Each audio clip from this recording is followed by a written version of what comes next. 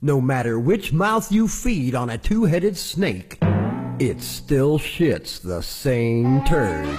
But lucky for you, you have Mox News. More than 10 years. More than 60,000 videos. Mox News has been filtering the nonsense and illuminating the bullshit from your mainstream media. Turn off your TV and turn on to Mox News. For over a decade, documenting the socio-political events that have etched and carved the pathways that define today's modern mess, Mox News has been providing clarity while faithfully bringing you today's relevant stories 100% commercial-free and subscription-free. And just like Lady Liberty vows to remain free.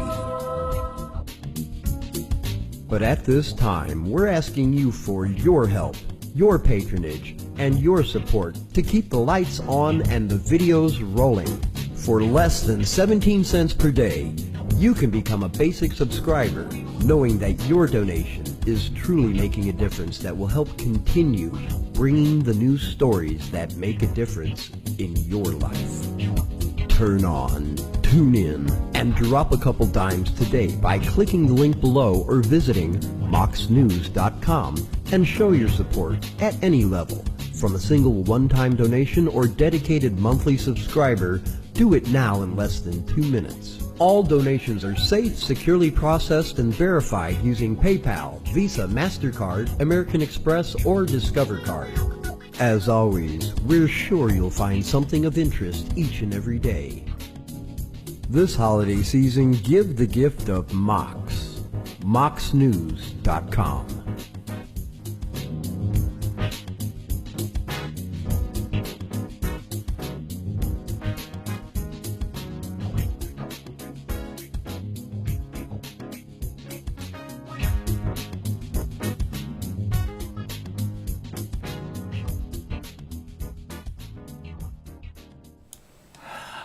Hi everybody. Just excuse me while I whip this out for just a second here.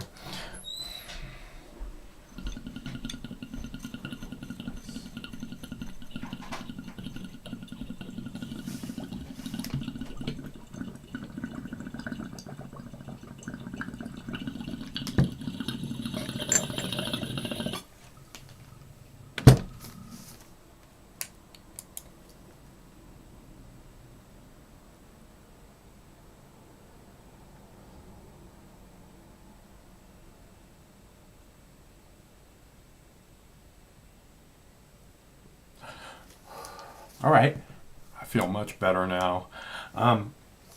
There's my beautiful baby. We're so blessed by his appearance this evening. I don't know why he didn't come out last night. Hey, Jackie Cat. I need to know from Jackie Cat what the weather is like in your backyard in the first 2 weeks of October. Is it cold and wet? Because it can't be cold and wet. If it's cold and wet, you gotta tell me. If it's warm and not a whole lot of rain, you gotta tell me. Because I want to make sure and send you the right postcard. Because I don't want to get you the wrong postcard. Yes, what? I don't know what yes means. So, hello. Hello, my little ninjas. This is my YouTube page, Mox News, and welcome to your Wake and Bake News at 7 p.m. I'm your host, Moxie, and there's my beautiful baby. I have lots of videos for you today, including a 5-year-old being berated by police, and the police are making sure that this 5-year-old knows who's boss. And that he better not act like he's able to make any decisions for himself whatsoever. And I think this is the kind of stuff that I dealt with a lot when I was 5 years old. And I just became very, very disillusioned in Western culture at a very, very young age. And it's unfortunate, not for myself so much, it turned out well for myself, but I hate to see this happening to another young man, you know. Again, what I want to see cops that we can look at like they're heroes. This poor little kid was terrified that they were taking him to jail. I want to see cops where the kids see him and they're like, "Hey, how's it going? Hi, Mr. Officer." We don't have that right now. I've seen video of a kid playing, like an 8-year-old, 9-year-old playing basketball in his driveway. And he sees a cop coming, and he runs and hides from the cop. Not because the 8-year-old been pulling off fucking bank robberies with the fucking gun, but because he's afraid of the police. An 8-year-old. I posted a story many years ago about a 10-year-old that there was a police officer and he came to the school and he was giving, an explanation of police officers' jobs and, that they're the good guys and all that bullshit, right? And the police officer suggested that they wash his car for him. And one of the 10-year-olds said, "No, I'm not doing that." And the police officer pulled his taser out and said, "You better do what I say." And the kid said no, and he pointed at him and pulled the trigger and tased the 10-year-old. And you know what he said? He said, "I didn't think it was loaded." Does that work when, a wife kills her husband or a husband kills her wife? "I didn't know it was loaded. I point the gun at her all the time and pull the trigger. I had no idea that was such a dangerous thing." These are the cops we have. He knew exactly what he was doing. He's tasing a 10-year-old boy in front of a classroom of 10-year-olds in order to make clear, you do what I say. This is a comply or die police state. Get it through your 10-year-old brain, or else you're going to die. And this is the country we live in. I'm sure that you guys have heard some of these stories. So, so right on. I think I might have something good for you, Jackie. Something you will like very much. Cotton candy cane. Doesn't that sound yummy? Let's see. Cotton candy cane. Just makes my mouth water thinking about it. Okay, let's see. So I guess we will play a video here. Except for I wanted to talk about one more thing right off the top. Now, I don't know if you guys remember, like 10 days ago when I told you it's all about the Tron. It's all about if you don't get your Trons now, you're gonna miss out on the Tron train wagon, right? Gravy train. So today, or since I told you guys you need to get the Trons, it's gone up 100%. 100%. So if you put in $1,000, you have $2,000. You put in $10,000, you'd have $20,000. I'm not suggesting that you put in $1,000. I'm just saying. Actually, right now, what looks really good to me, in case you're wondering, is this Wink. Right? You guys see the Wink? The Wink. I haven't figured out how to buy them yet, but that Wink, if it goes to fucking 6 cents, you make 100 times your money. So that's looking pretty good. I would really consider investing $10 in that if you can. Let's see.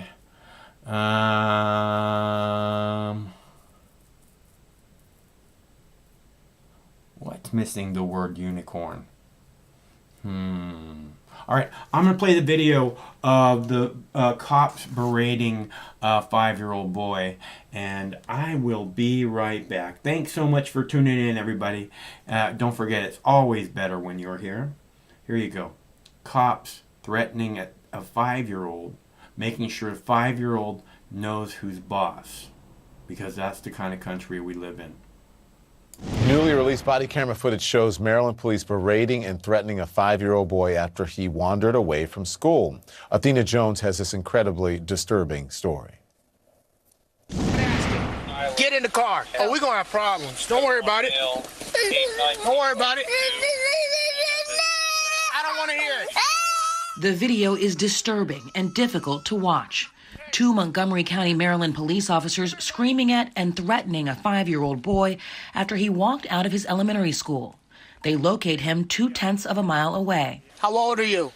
5. 5. You feel like you can make your own decisions? Huh? You feel like you can do what you want? The boy's mother, Shantae Grant, filed a lawsuit in January against the officers, Dion Holliday and Kevin Chrisman, accusing them of assault and intentional infliction of emotional distress. This video just released by the police department. Also named in the suit, Montgomery County, accused of violating the boy's rights under state law, and the Montgomery County Board of Education, accused of negligence. Back in January 2020, the suit alleges the kindergartner walked off the East Silver Spring Elementary School premises when he was not being properly supervised. School employees called police to help find him. The video shows Officer Christman putting the young boy into the squad car to drive him back to school. I don't want to go. I don't care. The suit states this was extremely frightening to him because he thought he was going to be taken to jail. The encounter between the police and this little 5-year-old turns into such an abrasive, offensive encounter. It's as if they are treating him like he just committed an armed robbery. We counted 19 times when one or both officers talked about beating him, that he needs to be beaten. The officers arrive at the school with the student moments later, loudly taunting the child as they enter. I mean, how do you learn that type of behavior at 5? See, this is why people need to be big kids. Sit down. 2008 Cadillac. Sit down. Shut that noise up now. Boy, I'm tired. Hope your mama let me beat you. According to the complaint, this remark led the boy to believe that Holliday was about to cause him physical harm. Video shows Holliday screaming at the boy, inches from his face. Ain't nobody listening. School employees discuss the child's behavior with the officers as they wait for his mother to arrive. Officer Holliday suggesting how she would discipline the child. A crate. Cradle. You want to act like a little beast? According to the union, both officers were subjected to corrective action. The police department refused to say whether they had been disciplined. Both remain on the force. The union's vice president telling CNN, "In that case, it was a school matter, not a police matter. We should have never been called to that." Neither officer responded to our request for comment. The Montgomery County School Board president and superintendent said in a statement, "Our hearts ache for this student. There is no excuse for adults to ever speak to or threaten a child in this way. We have asked MCPS leadership to ensure that the school system's procedures and expectations are clear to all staff." A discussion ensues when Grant arrives, during which she talks about her struggles to discipline her son. I can't discipline him because the government won't allow you. Yes, you can. I can't beat him. Why? Because I'm not going to prison. You don't go to prison for beating your child. Grant's lawyers deny there has been abuse or problems at the family's household. Grant, the officers, and a school employee soon move their discussion to a conference room, where at one point Officer Christman puts handcuffs on the boy's arm, seemingly to make a point. These are for people that don't want to listen and don't know how to act. And minutes later, these parting words to the boy. Meeting adjourned. Enjoy yourself today when you get that whooping. The recording ends with a thank you and an apology. Thank you. Yes, ma'am. Sorry. But this was before Grant learned how the officers and school officials had treated her son before she arrived at the school. Certainly, she would not have been in the same demeanor with the police at the end and the school officials if she had known all the things that had transpired before. Athena Jones, CNN, New York. Listen to me. How old are you? He's 5 years old. What are y'all doing? Let's discuss now Montgomery City Council member Will Juando here. Will, oh my gosh. I mean, it's horrifying. An officer screaming repeatedly at a 5-year-old boy, calling him violent little beast. What? Why did he? Okay, I don't need those people's opinion on what happened. That's why we have a call-in show so that we can talk about what happened. You could say it's shocking, but it's really not. Shocking is something that you don't expect. Shocking is something that, we've never seen before. Shocking is something that comes out of nowhere. I scream about this night after night after night. We get a phone caller a few nights ago, and she says that you have to support local police. They need our support. You have to support them. I can't support people like this. These people are monsters who threaten little babies. Okay? I don't know how anyone could possibly support people like that. Okay? I mean, again, these are supposed to be the heroes, The kid's walking around by himself, who knows where. They say, hey, buddy, you doing okay? We've been looking for you. Mom said that you're, whatever. The school said that they were worried. Instead, they start threatening him and asking him, you think you can make decisions for yourself? That's not allowed in this country. You do what we say. You do what we tell you to do. I can't, it's hard to put into words, but I would think that the parents of this country would see this police state and be making more noise about it. Instead of, how can we defund the police by 50%? It's fucking easy. End the war on your children. The failed drug war. How much more failed can it be? There's a fucking heroin epidemic. There's a fucking meth epidemic.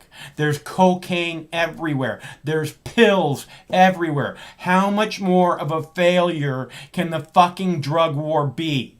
Or is just these fucking cops are so shitty at their fucking jobs that they just let fucking drugs just pour into our country and then do nothing about it? Or they do something about it and look, we're not getting proper policing. And again, I blame the leadership. Because the leadership, again, when these people say, I feared for my life, this is why the cops are threatening this little boy. Because somehow they see him as a threat. So they want to make sure, you better not fuck with us, kid. Right away, right off the start. Instead of, hey, what's up, little man? There's people worried about you right now. We were worried about you.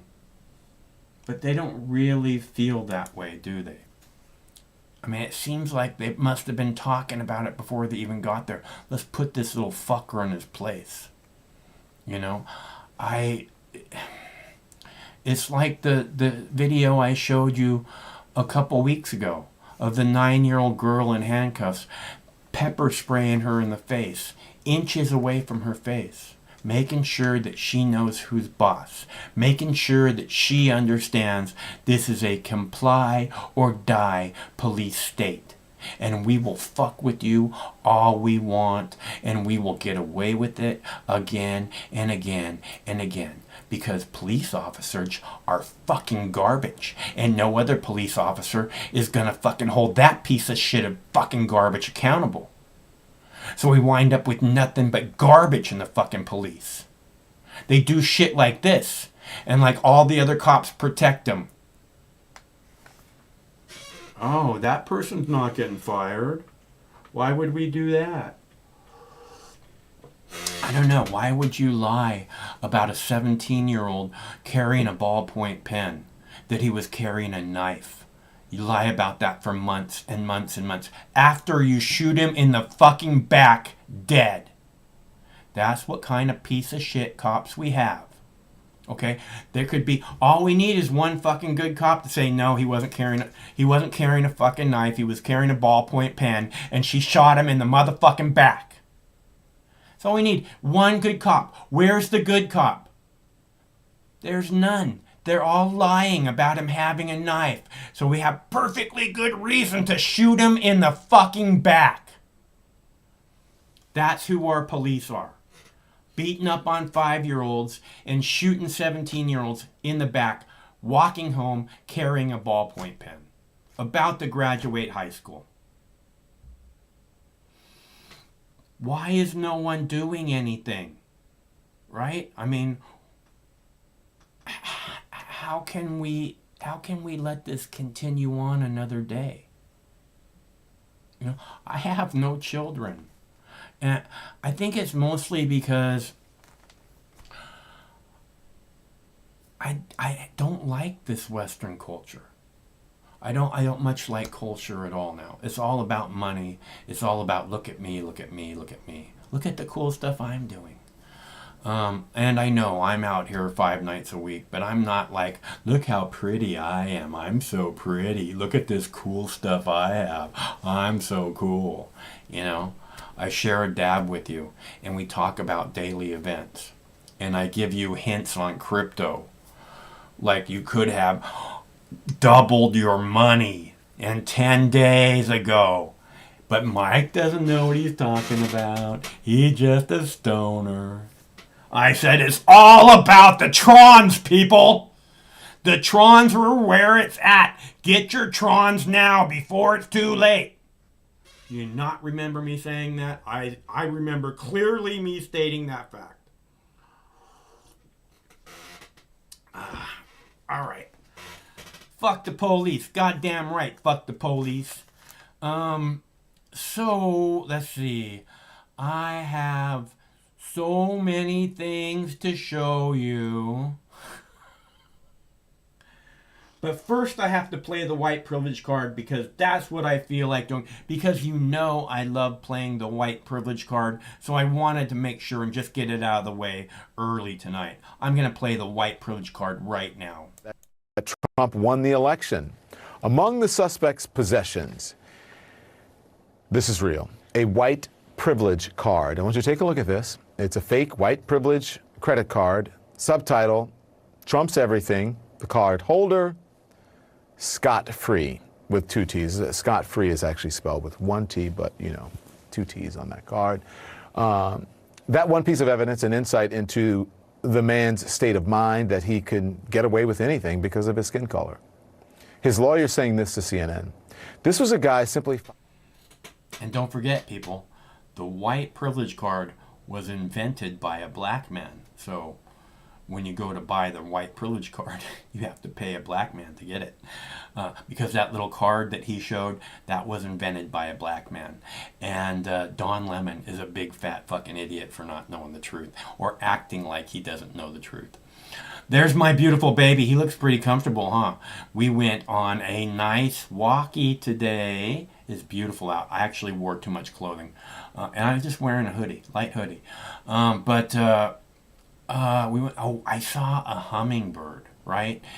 And it's the first one I've seen this year. And it was just so pretty, right? He was down low, or she was down low, and she was like up against a big, big tree. And she was like putting her beak into the tree, down about 2 feet off the ground, right? And I said, hey, pretty baby. And he turned, and you know how they are. They kind of float and they stop. She like backed up about a foot and turned and looked at me. I said, what a beautiful baby you are. And she went up about 4 feet and she looked at me. I said, how are you doing today? She looked at me. I said, how's the beautiful baby? And flew off. I really love those birds. I really love nature. I can't imagine anything more perfect. And I can't imagine anything less respected. It's a very, very strange thing, right? It's incredibly dangerous to not respect nature. Because you know, water kills more people than pretty much anything else on the planet. all these people saying marijuana is so dangerous. A lot more people die from water than marijuana every year. I guarantee you that. All right. So I guess I'm gonna play another video and find out what's happening. I'll be back in just a minute. I have a video. So I was watching, I have a video from Matt Taibbi today. And I love Matt Taibbi, and he's talking about the effects of fake news. And I thought you guys might want to see that. So I'll be back in just a minute.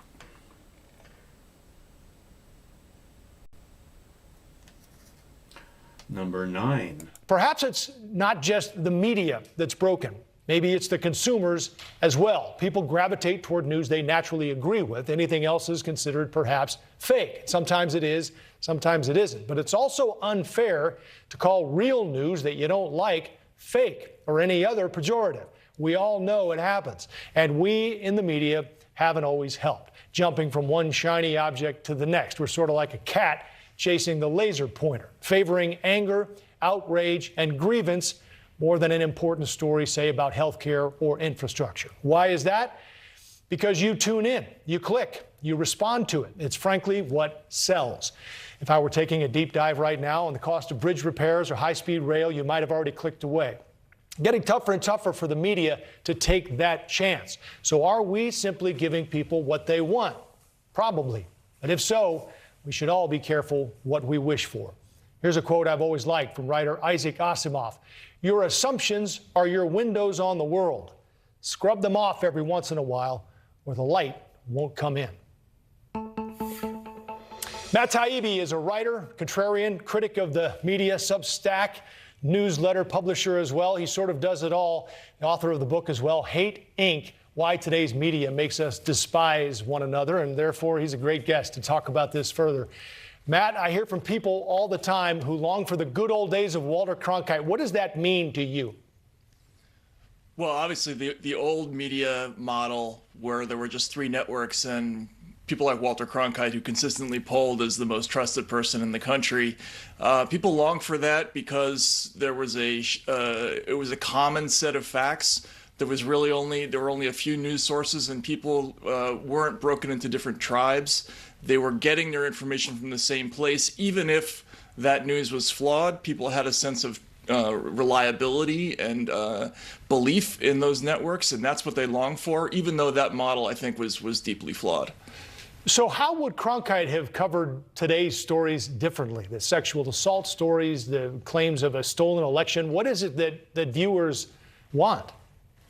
So Cronkite would have a very difficult time operating in this environment. The model, the financial model that he was operating under, his show was designed to be presented to the entire family. So everybody from the kid in the Shea t-shirt to the right-wing uncle, they could all sit around the table and watch the Cronkite news program, and the newscast was designed to be consumed by everybody. The networks were going after the entire audience. Today we have an atomized news landscape where the strategy is about picking a demographic and dominating it. So Fox goes after older conservative viewers, and somebody like MSNBC, they're going after a different demographic that's largely urban, affluent, and liberal, and they pick different facts and different news stories for those different categories. Now, Cronkite wouldn't have done well in either format, I don't think.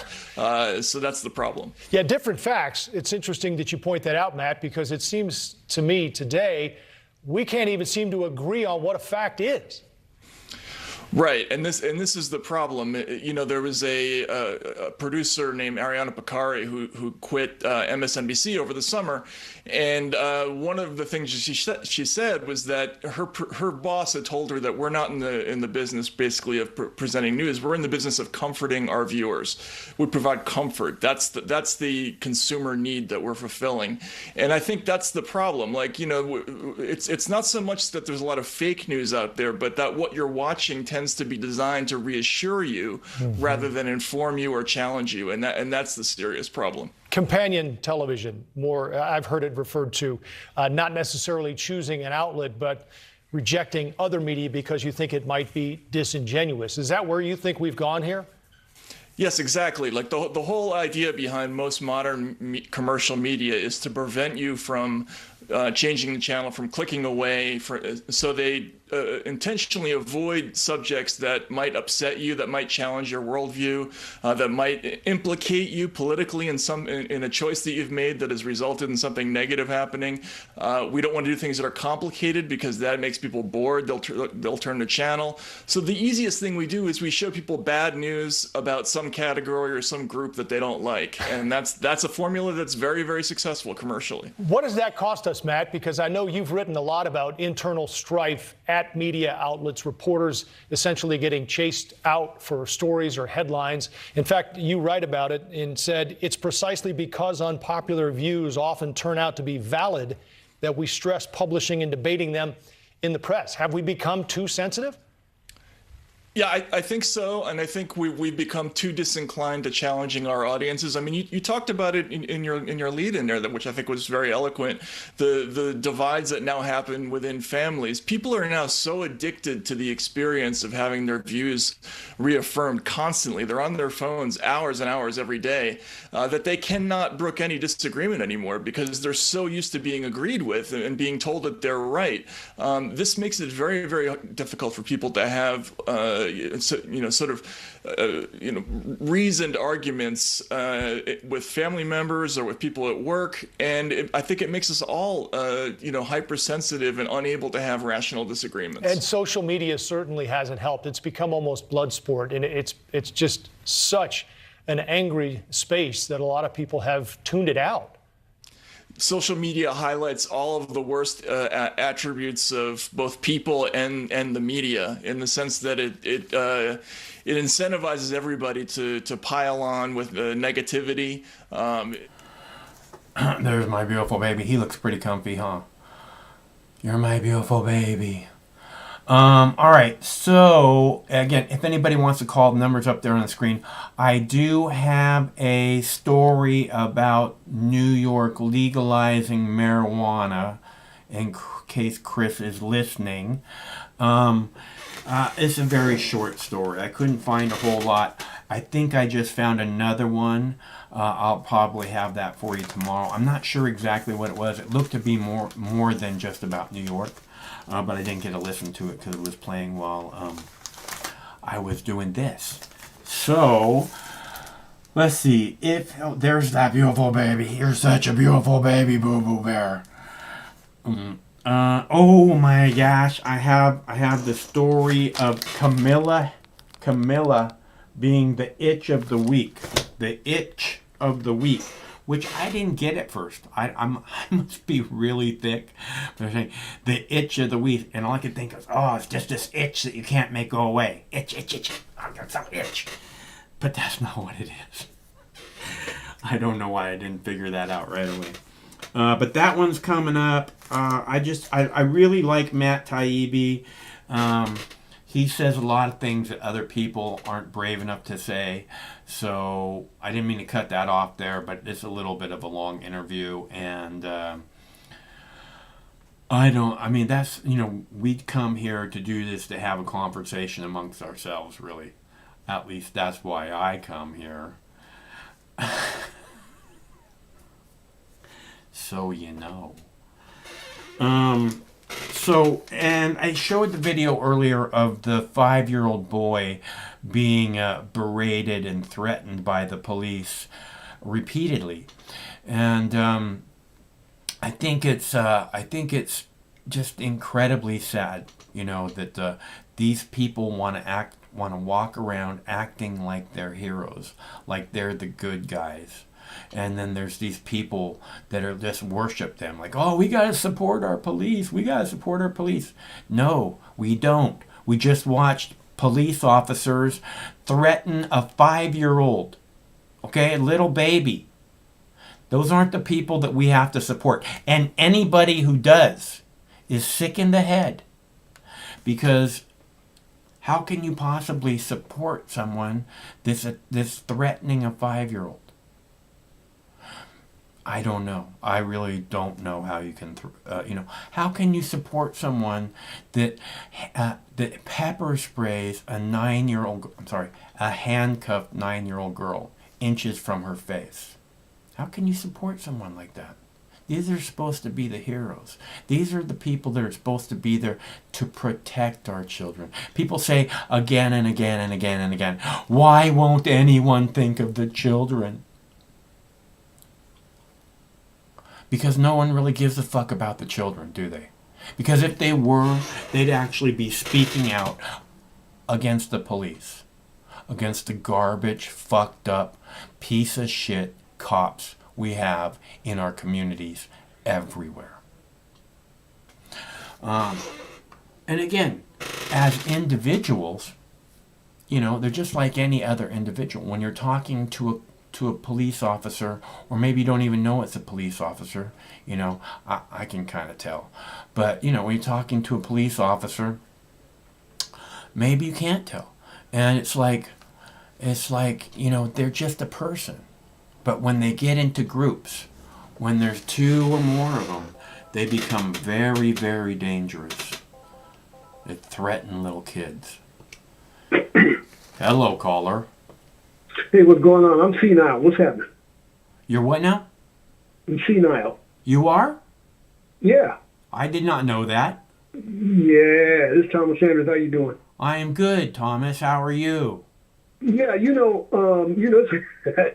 it's a crazy thing. Now, the topic here is the young cat that got arrested that was 5 years old. Now, we'll go back to this.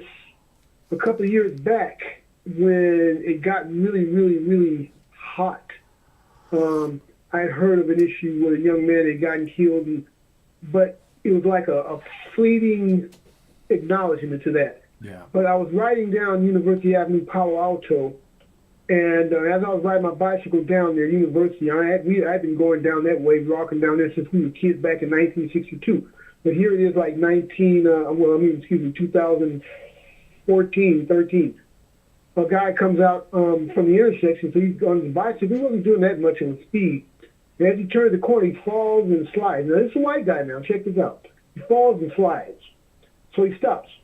So I go to his rescue, I'm saying? I'm being human, I'm not really thinking about, hey, let me see what's going on. Yeah. And his foot was broken, and it was kind of odd because you just don't break your feet on a bicycle like that. But I set his feet upright so the blood would drain pretty much. I just didn't do what I could. So when the police got there, they questioned me and whatever, and, everything, I was free to go.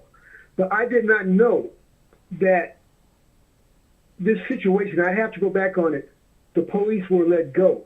So I would assume the police probably, it's probably a situation where I was free to go because I didn't do anything violent. But they probably expected more. But I wasn't unaware of the situation to where the police were, relieved or whatever of their duties in this situation. Then now later, George Floyd, like I said, that situation, I heard about it, but see, I really don't. What I'm saying is, I know that I'm 64 years old. So I know there's racial issues. Racial issues have now stopped here. They quiet down, but then they rise again. There's something going over here. There's something going on in another place, and we don't hear about it. But George Floyd, now I'm in an area that's predominantly white, hickish, but I mean, it's California, so, they kind of like hold their breath on racism to a certain degree. So I'm walking down the street. I get out in the morning, and I'm speed walking, I'm getting exercise in, and this utility worker who happened to be white, he looks at me he kind of waves and says, how you need to start doing this paperwork. And I knew, I can sense something was up. So I get maybe about half a mile away. He follows me down there, and he sees me again. He's doing his paperwork, and he's watching me. But he almost has like this saddened look on his face. Later on, I find out that George Floyd had this police put his knee on his neck. And I'm like, so this was the omen here. The white guy was following me because he was saddened by the situation that happened with George Floyd. It wasn't a follow me situation because he was leery of me. It was more like he was watching out for me. Now here we have this young cat right here that's 5 years old. Yeah. Who was arrested by the police. Now, I just heard of this. I was listening. I do YouTube. I don't do news per se. I get perspectives. So I heard on another channel that the young man was arrested. But now this is a black channel here, okay, OC the Great.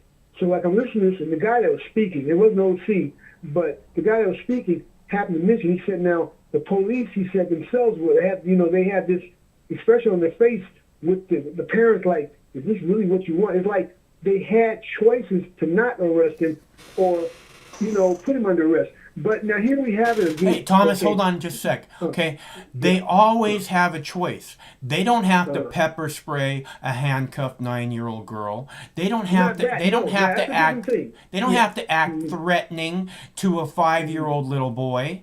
They don't have to do that. This is a choice that they're consciously making. Go ahead.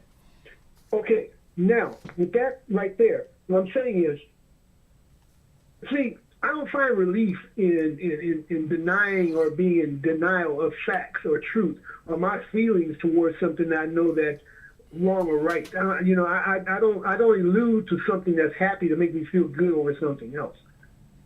But what I'm saying is, I haven't seen the video. Sometimes the videos are just, I don't really look at videos right now and then because everything is so sensational. I go back at it to see what's going on so I can use my own senses to figure it out. Mm-hmm. Because when you get involved with the crowd, you can get involved emotionally to where when it's all done, you really haven't really contributed anything to it.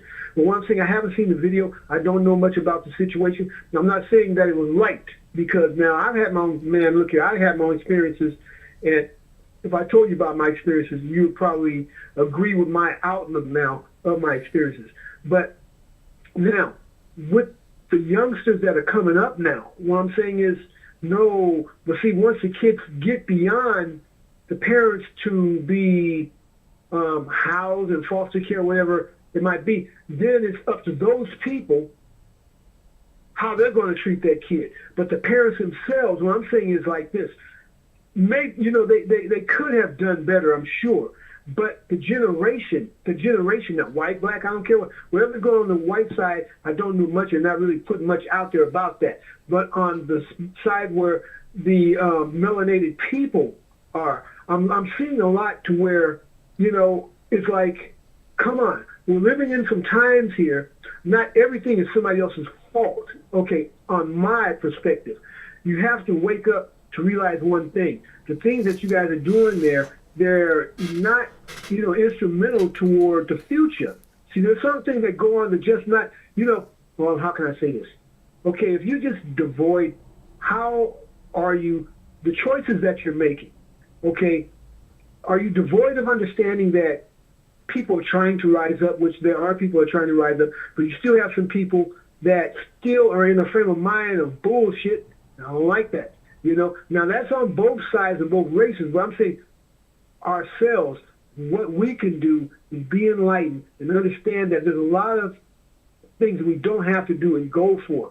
So I'm saying I have to see the video, but listening to that side and then listening to your video before I called you, okay, I'm saying, well, okay, that's Mark's news. That's his perspective because he's seen something that I didn't see. But then again, I hear something on this other side where this brother here is not, he's not irate. He's not filled up in such a way, but he also gives me another perspective there, which is true. But once again, like I say, when it comes to the police, if the police had left the child with the parent, what's going on with the parent? What I'm saying is, it's like these kids, these youngsters, man, they're going, okay, the whole new generation of youngsters, if you're 40, 42 years old on down, I used to say a little bit younger, but it's kind of like, your gospel, your dictation, everything that you've taken in is totally different than what we took it in, back in the day. You know what I'm saying? If you didn't get it by, say, like 1995, 96, at the age of like maybe 10, 11, 12, 13, 14, 15, it's kind of like you're lost to decide what you're going to do for yourself as far as the thinking, deciding what's right and what's wrong. When you take out, now, good and well. I blame 9/11. 9/11 changed everything. Go ahead. Okay, well, see what I'm saying? I don't even know where you're going with that. But see, the thing about it is when people say stuff like that, I'm listening because that is a cross-current information that I like to hear because maybe I can take that and use that myself. But give me your perspective on that right there. Go for it. It was a joke, bro. No, yeah, well, we know that. It's basically, I've wondered a lot about kids who grew up, you know, around the time of 9/11 and shortly after 9/11, because about that time everybody started getting computers, and then there's all this 9/11 truth stuff. So there's all these people that are like, your government's so full of shit, and they just lied to you, and they did this horrible thing to their own people, and it makes a lot of sense. But I wonder, you know, being 10, 12 years old on the internet, looking at whatever it is you're looking at, and you're seeing stuff like that, because there was a lot of that before Obama. There was a lot of that before Obama. So, and I just wonder what it does to like the 12-year-old mind, you know. So I hear what you're saying I got you. Like I said, when I get in conversation with some people, you know, I say, look, I'm not trying to argue because I'll shut up. I'll let you speak because I want to hear what you got to say, because I build my perspective off of perspective and I weigh them out. So therefore, when I'm speaking to people, I've come across people a lot of times that we can kind of talk back and forth, and you know, that's where it is. So sometimes I get into conversation with people that are argumentative. That's not what I meant to do. And like I said, what you just told me there, see, like I said, I'll keep that filed, and I'm going to look at that, because I was at the age when 9/11 happened. The first thing I saw was, damn, you know, I didn't know how to take it, you know, because I just got home from work, and my wife said, Tommy, look at this. Yeah. Like, I saw that thing fly into there. But see, now, the way I think is like, this shit is planned. That's what I'm thinking. I think that there was, you could see shit happening right away that was messed up. You hear firemen talking about how it looked like a planned demolition. The day this happened, firemen saying, it looked like a planned demolition. It looked like boom, boom, boom, boom. You know, I mean, these are exact words. It can't get that hot. Okay, they fed a lot of people stuff. And then you hear people repeat and quote stuff. That's the real problem. There wasn't the fire's up at the top. The real problem. The real problem is that there was not real information given to the people. If there was real information given to the people, then we'd have no argument. But they just fed us more and more bullshit, and then they made it so people who talk about that aren't allowed to talk about it anymore. You know. Okay, we know, right? We know from Cub Scouts or Boy Scouts. You ever been in there? Boy Scouts, Cub Scouts? Yeah. Okay, we know when fire is burnt, the heat goes up. Okay, so you hear people saying, well, the fire was so hot.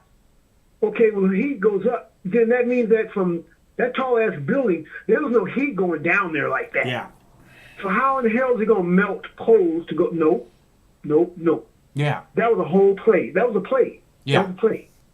Yeah, it was a horrible event, and we were lied to about it again and again and again. And this is what I'm talking about. What is it? You know, 12-year-olds are pretty smart, and they're really trying hard to, you know, get through and figure out what's going on in the world. And you see shit like this, and you see how full of shit your government is, and that they're looking at you like you're stupid. And then, I mean, how does that affect it? You know, how does that affect the 12-year-old? You know, it's something I've thought about a lot, and I haven't come to a conclusion. So I understand what you're saying about. Then let's do. I'll get off a minute. Let's do worse. You know, let's put out somebody like Little Nut, whatever his name is, with the devil behind. I mean, so much for that. But I'm just saying is all these distractions that distract them and bring them off into places to where they're just soulless. You know, like God, you know. I hear what you're saying. This is what I talk about again and again, is that, you know, in school, they should be taught what it means to be tippy top of the food chain, you know, to be the big brain animal on the planet that can make anything happen they imagine. They're not taught anything like that. They're taught to be a clog in the machine. And you know, and various clubs. Yeah. So it's unfortunate, and that's the reason I bring it up again and again, because I would hope that somewhere out there's a better world waiting for the people to make happen, and for them to hear my words and incorporate that. Again, I have no children, so it's easy for me to think however about whatever. You didn't make any kids? No. No kids? Man, you should have been hitting it. What's going on? Oh, I've hit it plenty of time. I just it's You not. could have had a few, huh? No, I'm no. I'm not. I've been very careful about that. I'm not interested. From the time I was little, I don't like this culture, and I can't imagine I can't imagine. You take something that's so pure, and to bring it into this slimy culture, and hope that they're going to get their way through it. I couldn't do that. I had one. Yeah. I had one. And I've always, as a child, I said I will always want one. I want a girl. I got a girl. Well, that's how a handful enough. Then I got a granddaughter, right? But then again, like you're saying, the fact is, okay, my youngest brother, he has no kids. But the fact is, it's a choice.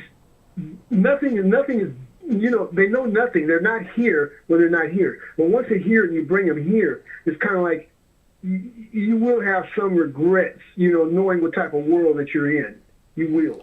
You want to make it a better world, of course. Now, if you esteem them and if you groom them toward that. But in many cases, there's a lot of other elements that are doing that for a lot of people that are not serious enough to groom and raise their children. Yeah. Well, I hate to blame it on the parents, the parenting, I should say, because again, that's a really fucked up thing where parents these days are overworked and they're trying so hard, and it's just and again, they're misinformed and they're misled, and it's very I think it's almost just as confusing for them as it is for the kids. Yeah, it is, but once again, you have to step out. See, once again, perspective and listening. Do you know how many people that really want to hear you speak the truth understand? Okay, the parents, they don't really want to hear you. They just work to make sure they can feed the kids and going on. Well, there's something beyond that you got to know. There's a future that your kid has to live in while you're gone. You see what I'm saying? So I'm just saying, Yeah, well, what I'm telling you is that the kids are very smart, right? My friend had a 7-8-year-old daughter, 6-year-old daughter, something like that, and the school wanted her medicated, right? Because when they try to talk to her, she would either caw like a crow, or bark like a dog, right? And she can speak perfectly, and her mom came to me and she said, is there something wrong with her? And I said, no. I said, there's nothing wrong with her at all. And she said, well, why does she caw like a bird when people ask her a question? And I said, because she doesn't think anybody listens to what she says. So why should she say anything? You know? Yeah. So, and it's easy to feel that way. I mean, I think I felt that way a lot when I was a kid. It didn't matter what I thought. It didn't matter what I think. What really mattered is what, somebody was kind of basically telling me what to think all the time. And again, I think the little kids are pretty smart. And, I don't think that, it's not so much that they shouldn't be guided as that they need desperately to be listened to. Because they're smart. And with your guidance of their incredible intelligence, you could take them somewhere amazing. But if you don't listen to what they're saying, you don't make that a valid thing, then you're just, I feel bad. You're right. Yeah. You're right. Yeah, hey, I'm going to listen to your talk now. So, hey, thanks I just decided to call you. Make you wake up because I was watching something. I don't want you to drool and nod out over that board. Hey, I didn't have my call screener in place. So, did you order your seeds yet? My what? Your seeds? No. I haven't done that yet. It's kind of crazy because what it is, I'm trying to get caught up with understanding the seasons.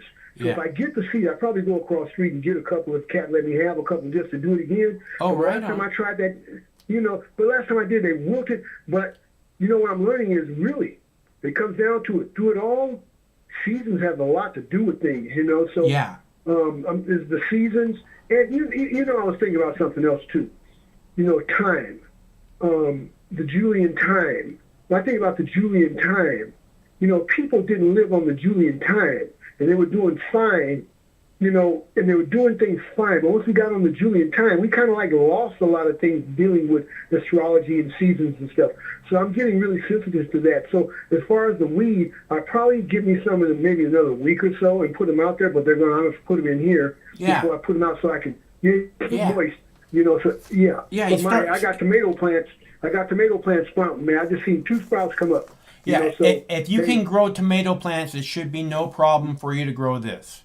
Just I would need to have more patience. Yeah. I would read a little bit, and I would watch YouTube videos. There are so many good people on YouTube growing weed. So okay, but see now I agree with the shit without knowing a damn thing a few years back. Now I mean the stuff was getting ready to come up. So my mom looks out the doggone window, sees me grow some plants, and she told me, she said, bring that in here.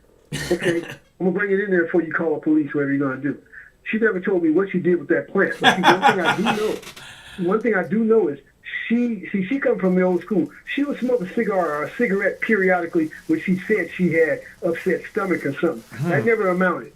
So I don't know what happened to my doggone weed plant. Now, my daughter took a picture of her at my brother's house with some marijuana plants. So I'm done. I'm cool. Yeah, you know, dude. Everything's updated now. Like I said, if you can grow tomatoes outdoors, you should have no problem growing this. Well, I'm gonna give it another go though. Yeah, like you said, you want to plant. You want to plant early. You got email? You got email? Yeah. I'll put, can you see the chat? Oh, is it in the chat? No, but I'll put it in the chat right now. Put it in the chat. I'm gonna take that. Like say, I get some pictures. I'll kind of show you me and show you some things I'm doing. Right on. Yeah, I don't recommend anybody like in their first season to make videos because video will make the gardening twice as hard. Video, there's a lot of setup too, and you got to edit it, and you got to get, got to cut it in, and it's just complicated. You got to get the camera in the right place. But if you take pictures, it's very easy to do. It takes a couple of seconds, a couple of minutes to take pictures. So after you get good at the gardening, then you want to make the videos. I'm not good at it, but videos are they're long and drawn out. You know, you got to. I'm not good at the gardening. I'm not good at the gardening part yet, but I'm pretty good at the video part, so it's not a big deal. I mean, it's some extra time. That sounds crazy. Now you're gonna go grow something, and you're not good at the gardening yet. Not yet. I haven't gardened. I haven't grown. I want to grow state fair winning flowers, right? The kind you see at the state fair. I haven't grown any quite like that yet, and I really want to grow some like that. So I've grown it. Okay, I've grown it before. Okay, I've grown it in East Palo Alto, me and some friends, and we had this is like back in This is 82, and man, I'm talking about it's so sweet and sticky buds. Okay, now let me tell you something. Fish emulsion. Don't let anybody tell you nothing.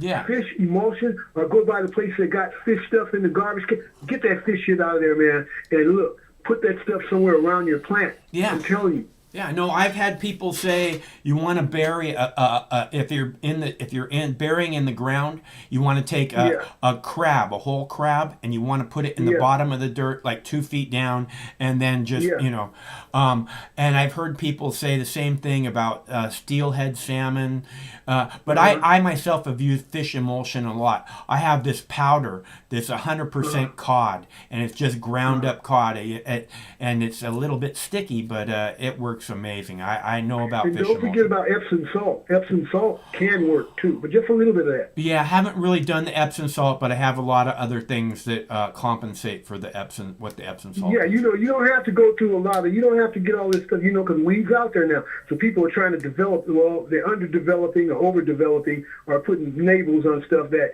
you really don't need to use. Yeah. When I go outside, I like to use bat guano and sea kelp and fish bones and crab shell. Anything like that, because horse stuff will keep it loose enough, but yet it has a fertilizer. And worm castings too. I like using the worm casting. Yeah. And a little bit of molasses. All right, Thomas. Good to hear from you, bro. Yeah, I'll talk to you. Yeah. Okay, see ya.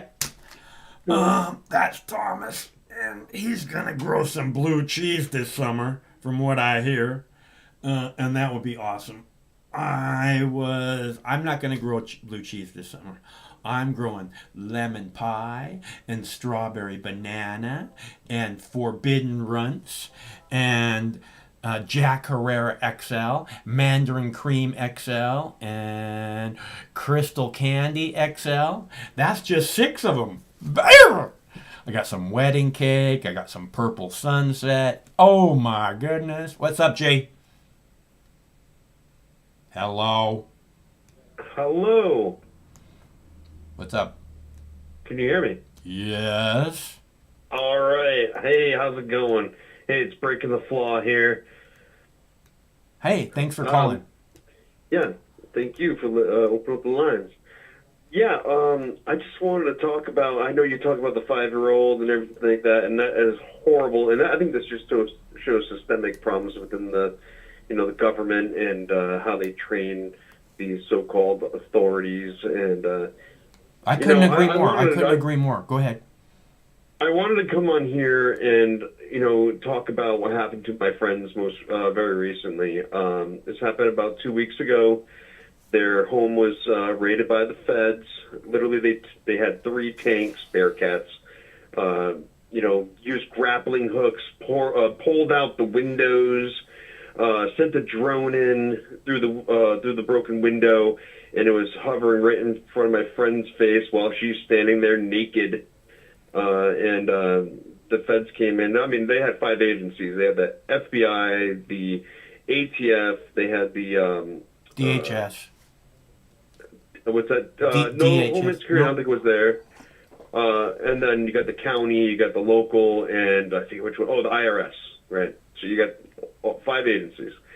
My 6 people were arrested that day.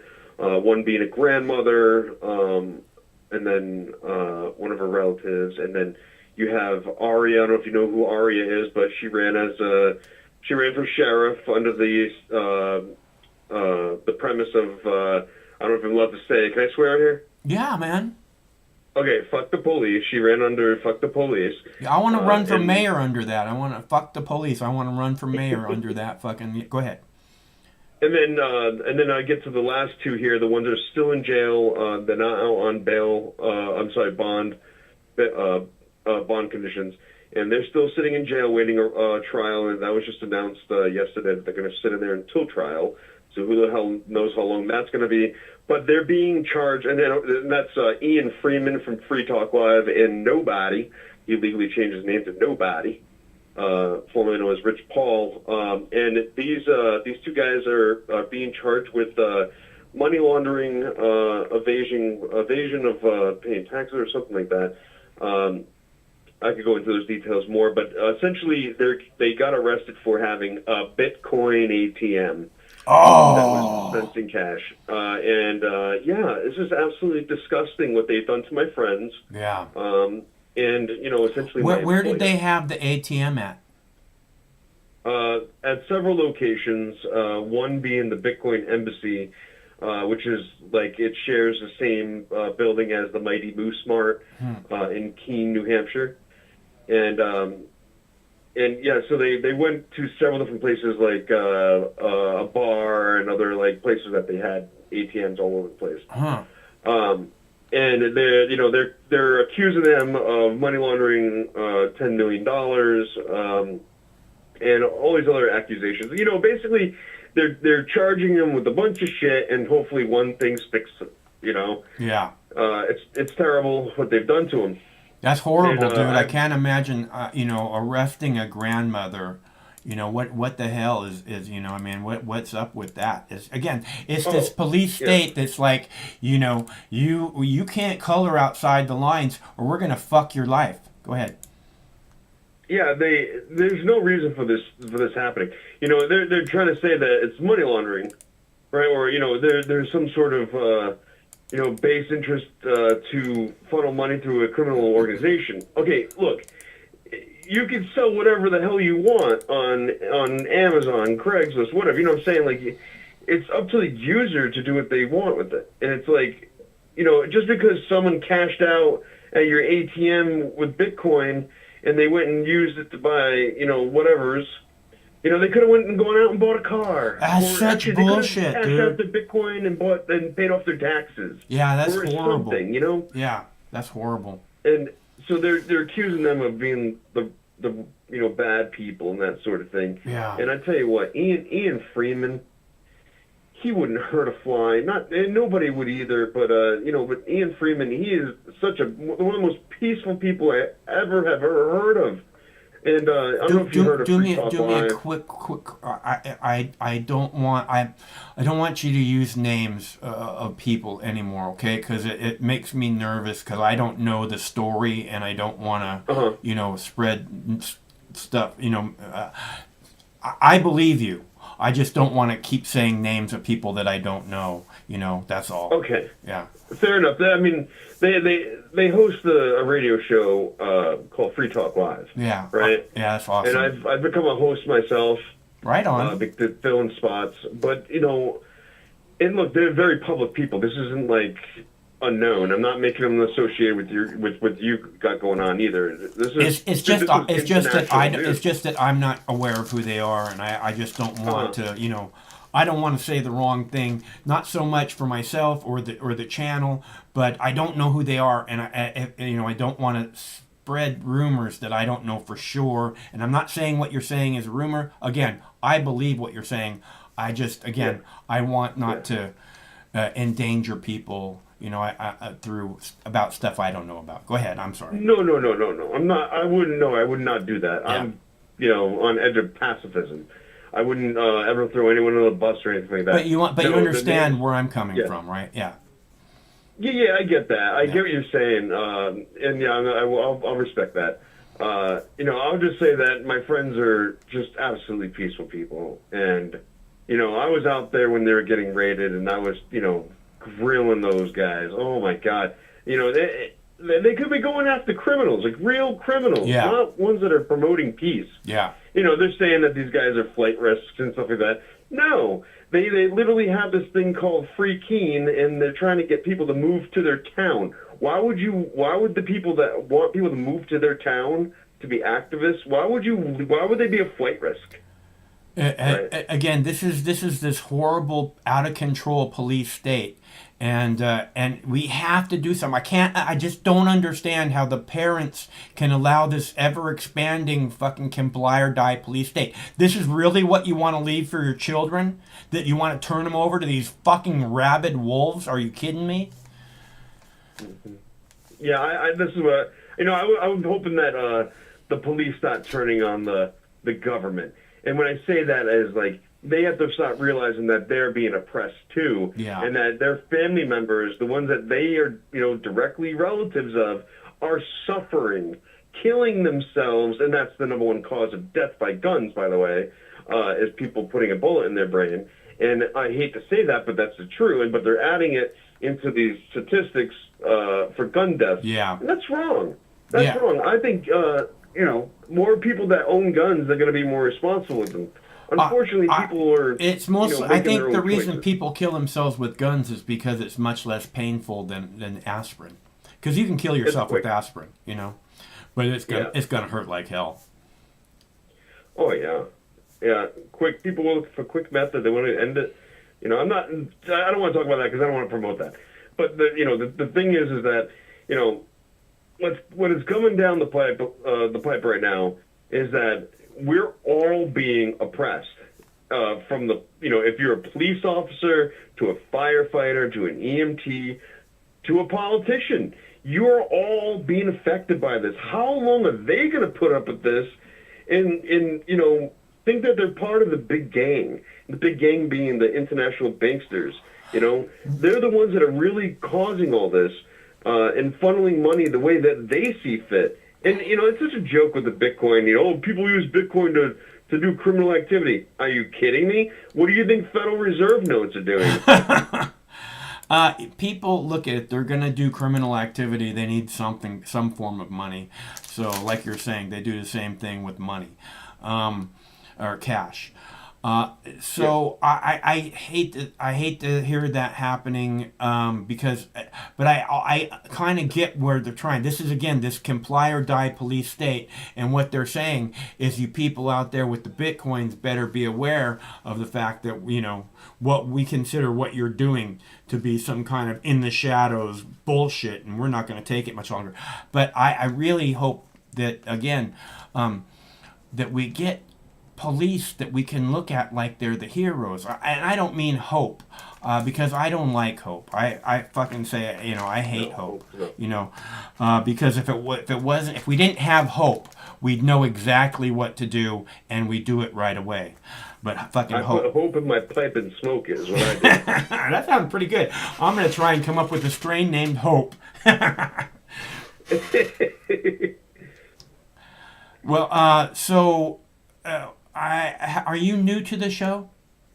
No, I've called them before. Okay, because the reason I ask is because I talk about the suppression. You're talking about people being suppressed. I talk about the politicians suppressing the next evolution of mankind, because that's what I see happening, is that they're trying to keep us in the 1950s when we should be moving boldly into the 21st century.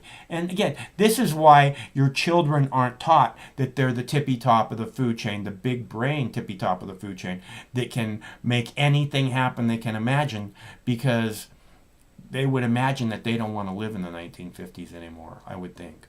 Oh, and I feel like they are moving us backwards, or we can evolve in so many ways. And I feel like right now with all the vaccine thing going on, and I don't COVIDs, so you don't get friggin' taken down.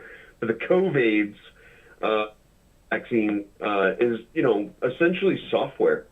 Okay, you are downloading software, and I'm not even joking when I say that, because even posters in your doctor's office are saying, "Oh, this vaccine is basically software." I mean, they're using the term software. Okay, and essentially what this is doing is prepping us, changing the mRNA in our bodies, and then being receptive for whatever might come in next. Okay, and at any time, basically it's like loosening up the gears so you can, replace a gear, right? So when you get it all loosened up, now they're ready to just install this device into the gears. Yeah. And, it could be anything. It could be the Matrix coming soon, like all of us hooked up into the Matrix. Yeah, I hear again, this is above my pay grade. So, I'm not a scientist. What I know is that this vaccines appear to be very untested, in my opinion. Okay, and I'm not going to use some fucking kind of vaccine that has this new ingredient that nobody's ever fucking heard of before, never been in a vaccine before, and now everybody on the planet shooting it in their arm. I'm not ready to do that just yet. Maybe a couple years down the road from now, if the COVID is still a thing, I'll think about it. No, I won't. Hey, they haven't isolated it yet. You show me anywhere where the CDC or the FDA, whatever agencies in the government, they have not isolated this virus. They do not know what it is, and if it really is even a thing. Yeah. And I think it is a big lie.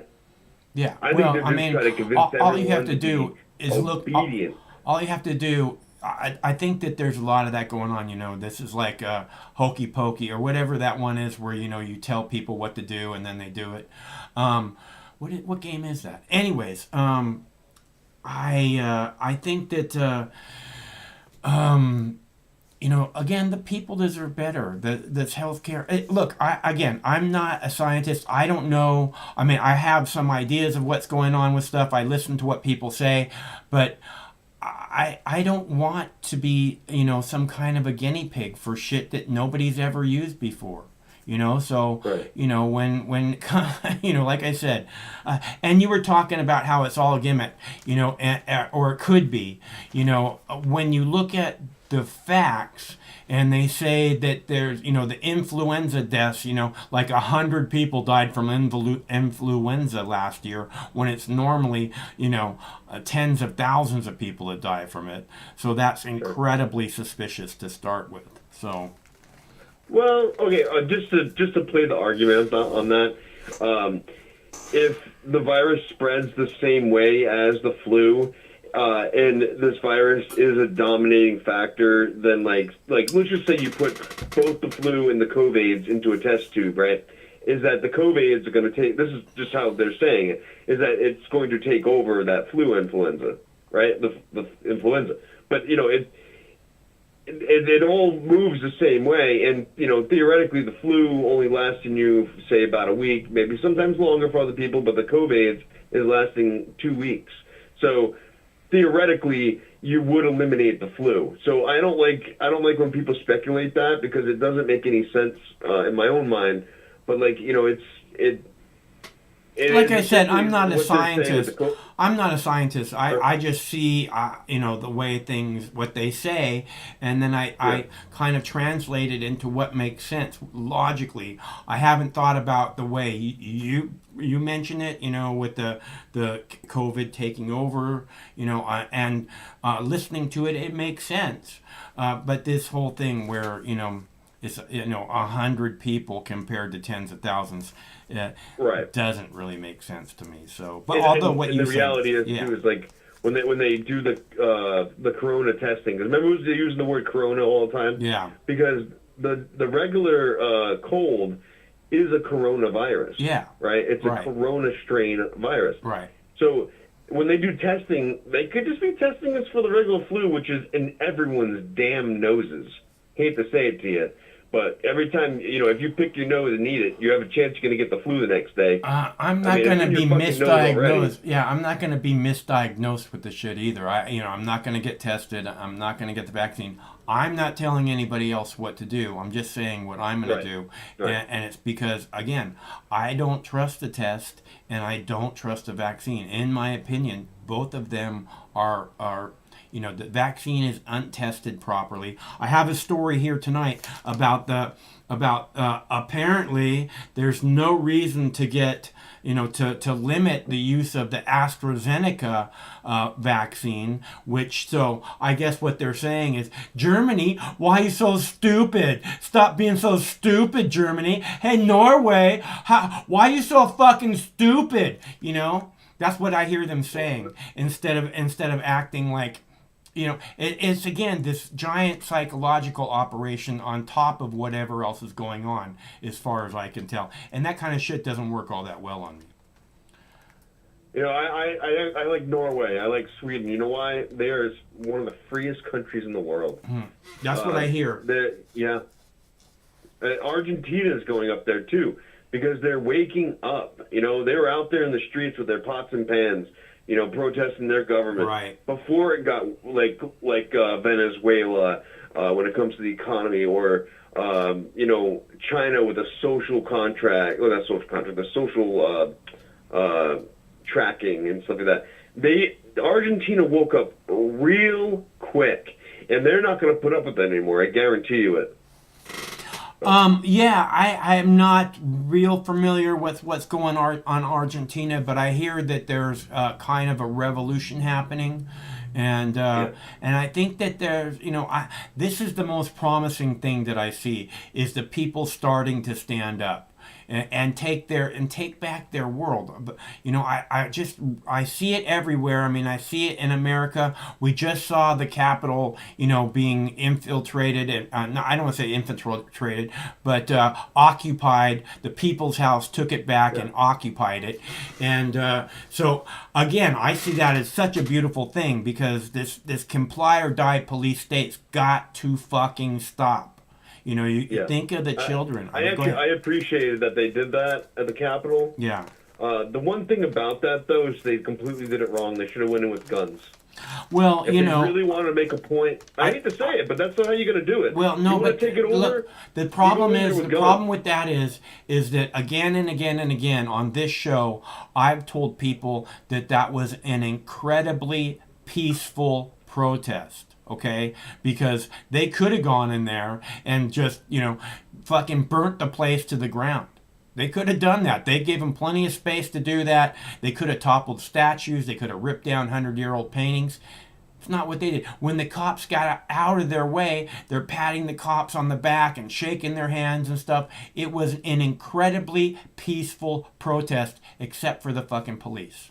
They acted like, they could stop people, and people are tired Well, the of that. federal police, like the ones that were guarding the Capitol, right? Yeah.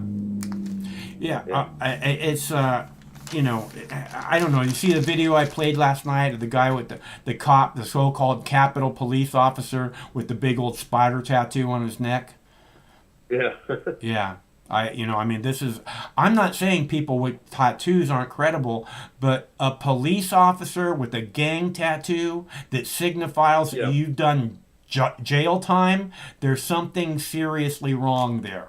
Hey, they're hiring only criminals now. Yeah. That's the thing. I mean, they might not have done anything in their life yet, but they are criminals deep in their heart, and they wouldn't be able to hire anyone else. They have to hire people that are willing to smash people, peaceful people, over the head. That's what it is now. They're looking for their minions. I call them the banksters, gangsters, because that's really what it's coming down to. It's coming down to money on every instance, and they'll make life hard for you all the way, and basically essentially making you poor, sometimes homeless, to accomplish this. And that, as long as your wealth has been transferred to them, they don't care about you. Yeah, I agree. If you don't have wealth, they don't care about you.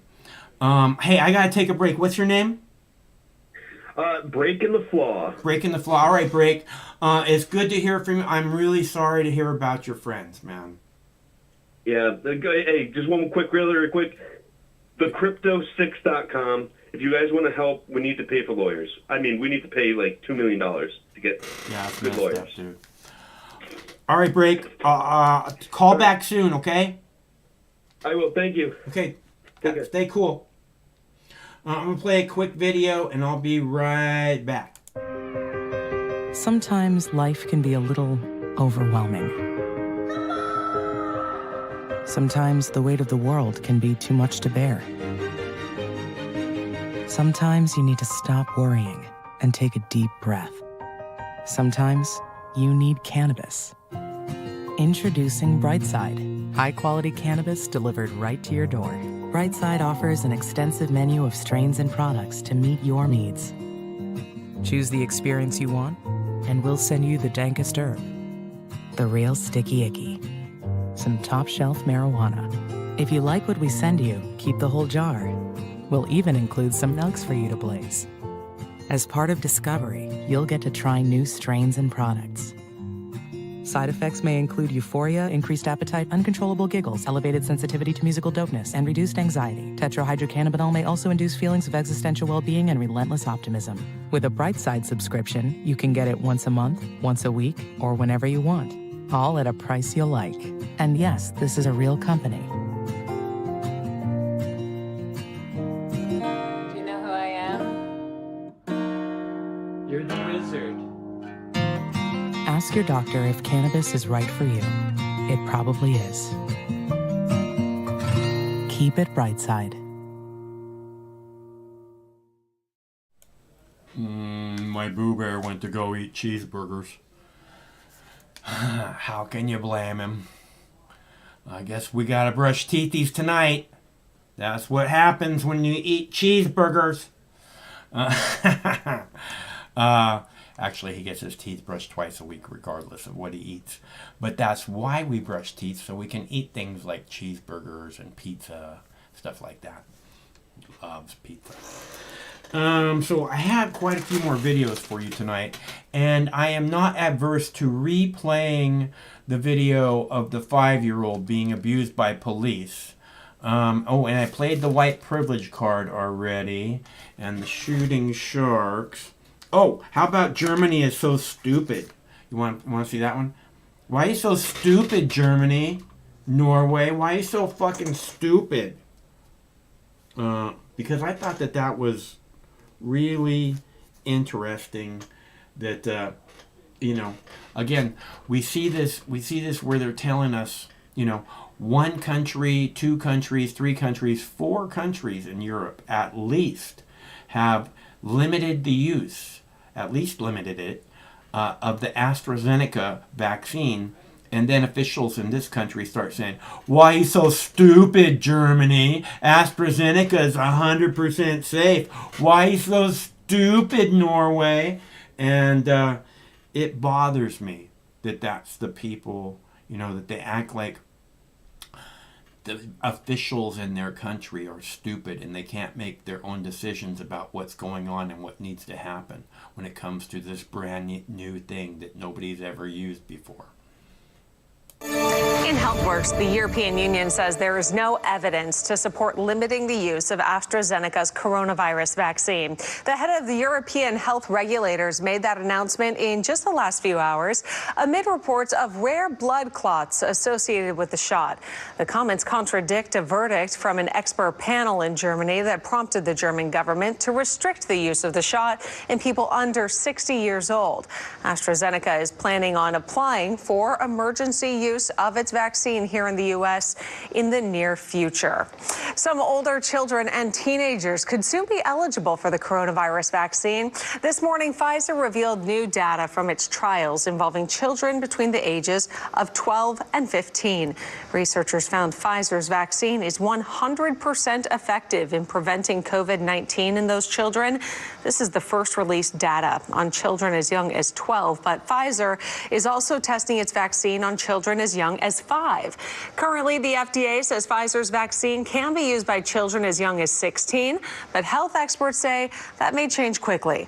Now we've had tens of thousands, maybe even hundreds of thousands of kids 16 and 17 who've gotten vaccinated already.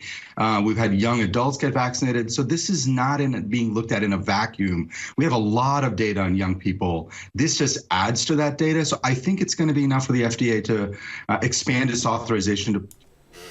Of course it's perfectly 100% safe for children.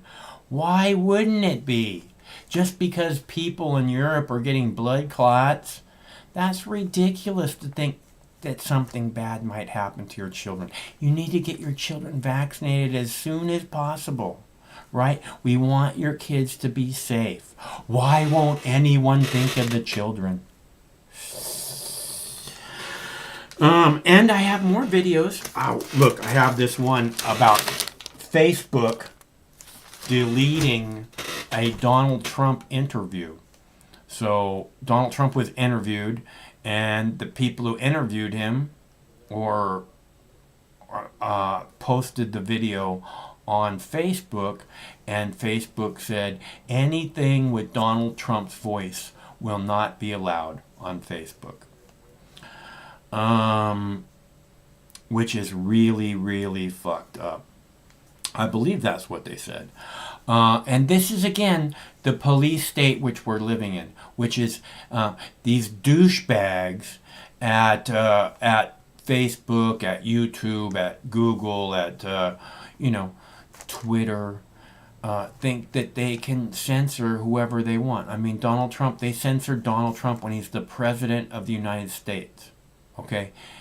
He's using this outlet to talk to people of the world, talk to the people of this country, and they act like somehow they should have the power to silence that voice of the President of the United States. This is what Twitter and YouTube and Facebook did. Can you imagine if they did that to Barack Obama? They'd be called racist in a heartbeat, right? In a half a heartbeat. But they can do it to Donald Trump, President of the United States, most powerful man in the world. I hate to say that about Donald Trump. I'm not a big fan. But the President of the United States is the most powerful man in the world. He has the loudest microphone in the world. The most important microphone, some would say. And Facebook and Twitter and YouTube want to act like somehow they should have the power to silence that voice. And again, if I had been Donald Trump when they did that, I would have immediately seized their companies. You can't do that. They become government property now because they have zero respect for free speech. And when you have something like that, like I like to call YouTube, Facebook, Twitter, the biggest soapbox on the planet. Because people back in the day would carry their soapbox down to the town square and they'd step up on their soapbox and they'd say stuff, they'd start talking about, and this is happening and these things are happening and your government is doing this. And people who wanted to listen could listen. But for some reason, now instead of people at Twitter, people at Facebook, people at YouTube, realizing that you don't have to listen if you don't want to listen. So that person has the right to say what they want to say in the land of the free, where free speech is a right. And you should be people who have those soapbox, Twitter, YouTube, Facebook, they should first and foremost do everything in their power to protect your right of free speech. Because there's a reason that you have the right to free speech in this country, supposedly, but in many other countries they don't have that right. But there's a reason why you have that right here. And for people to act as if they can take that away from you are a threat to all of us. Because as I've said again and again, the only way this species evolves, humans evolve to the next evolution of mankind, the only way it does that is with us being as free as possible. To actually be, moving boldly into the 21st century, thinking about what should the 21st century, 22nd century look like, and how do we help those who are coming behind us get into a brighter future, an amazing future, not a comply or die police state fucking shithole future. How can you leave this to your children? Every parent in America should be out on the fucking streets demanding a better world for their children. I don't see him out there. I see a lot of their kids out there fighting for a better world. But I don't see a lot of parents. There was a few over the summer. I remember like in Portland, there was like the Portland moms or something like that, and they'd go right up front and they were all wearing like yellow jackets or something, so they're highly visible, and they'd be right in the front lines to protect the children from fucking rabid dog cops. Okay? And so I was really glad to see them. But I don't see a whole lot of parents out there. And if all the parents in this country got up off their asses and demanded a better future for their children, we might be able to make that happen. Just maybe. And you know what? Your children would get behind that. And your children would be a lot easier to believe in you. Think the world of you. Look at mom fighting for our future. God, she's the greatest. Right? I don't know. I don't have kids, so I can't imagine what it's like. I have dogs. That's a lot of work. Every day, a couple hours at least. So, and it's teethy brushing day today, because we just had cheeseburgers. And you can't eat cheeseburgers without getting your teethies brushed. So, it's not that I look at them as the same responsibility as a kid must be. Again, I don't know how you can take that, because I take care of dogs, and it's just like, I can't imagine what it's like to have your own child that you're trying to raise in this crazy world. And I think that's a big part of why I probably don't have children, because I just can't imagine, how tough it must be. So anyways, I guess we'll play another video. How about Kamala Harris, the itch of the week? Again, I didn't get this itch thing. I don't know how fucking thick I am. Well, I was like, itch? Why is she an itch? Is it like the itch that you can't make go away? And then I got it tonight when I was editing the video. Kamala Harris, the itch of the week. Video number 3, as far as the number count goes on this thing, but not necessarily the third video that we played tonight. Oh, Silk, somebody got an itch that needs to be scratched, girl. Wow. Kamala Harris. So she made a lot of people upset the other day. And if y'all don't believe us, take a look at this.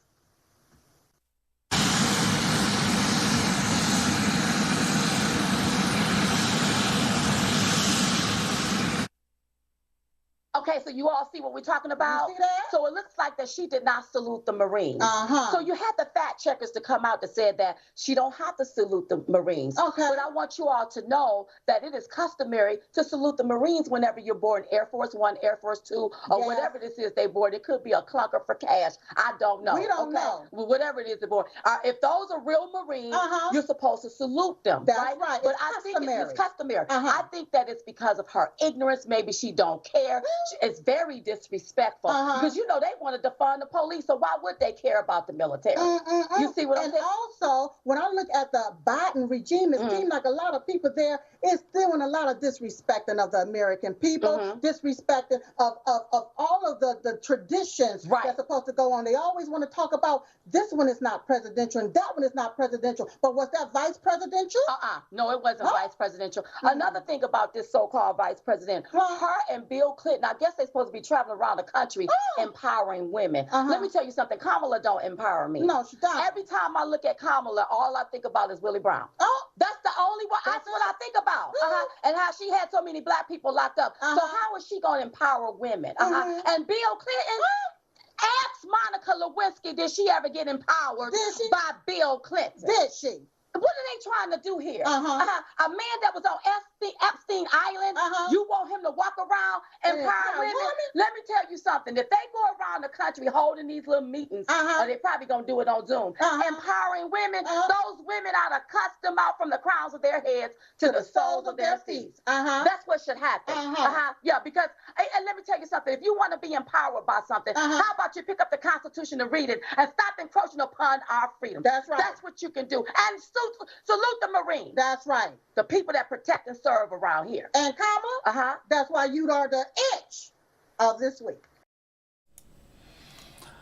I don't know how much those ladies rehearse that stuff, but I guarantee they're not reading it off cue cards like Don Lemon and all these other news readers.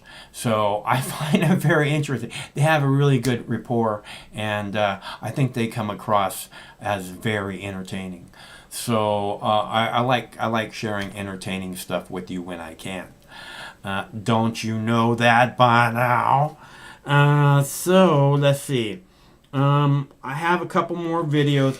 Biden's dog bites another person at the White House.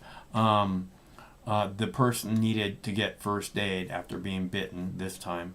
And I think, this is a pretty good representation of what kind of dog owner Biden is. I bet that dog has spent a lot of time in a kennel. I bet that dog, doesn't probably get to meet a lot of people. Because if a dog gets to meet a lot of people, it's like, oh, here's another person. Oh, here's another person. I love people. So I think, again, it's a good expression of who the people are. So, if the dog's angry or frightened or whatever it is that makes him lash out at people, he probably has a pretty good reason for that. So I wonder, and since, it's Joe Biden's dog, I would have to guess that somehow the family is somehow responsible for that. Oh, and by the way, I guess Hunter Biden has a new book out about how he was addicted to crack cocaine and all this other shit, right? Meanwhile, Joe Biden, what's it called? Police state? No, it was a crime bill. Joe Biden, who put people away for life for having crack cocaine, put them away for life. His son's addicted to crack cocaine, running around, partying like a fool on pills and crack cocaine and fucking regular cocaine and meth and anything he can get his fucking hands on. But your kids go to jail for the rest of their life. Joe Biden made sure of that. Okay? But more people voted for Joe Biden than anyone ever before. Yeah, right.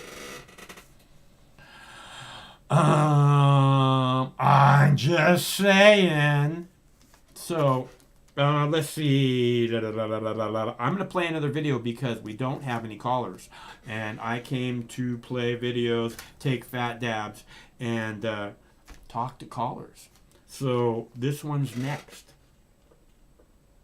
New York just became the most recent state to legalize recreational marijuana. According to the governor's office, taxes collected from these sales are projected to reach $350 million a year. Some of the money would go towards education and drug treatment. The state is now creating an Office of Cannabis Management.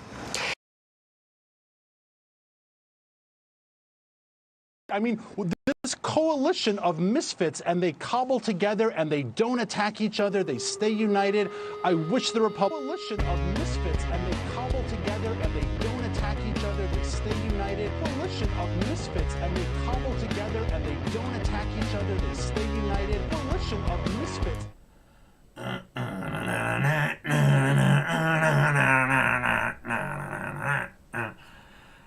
I'll never get enough of that video.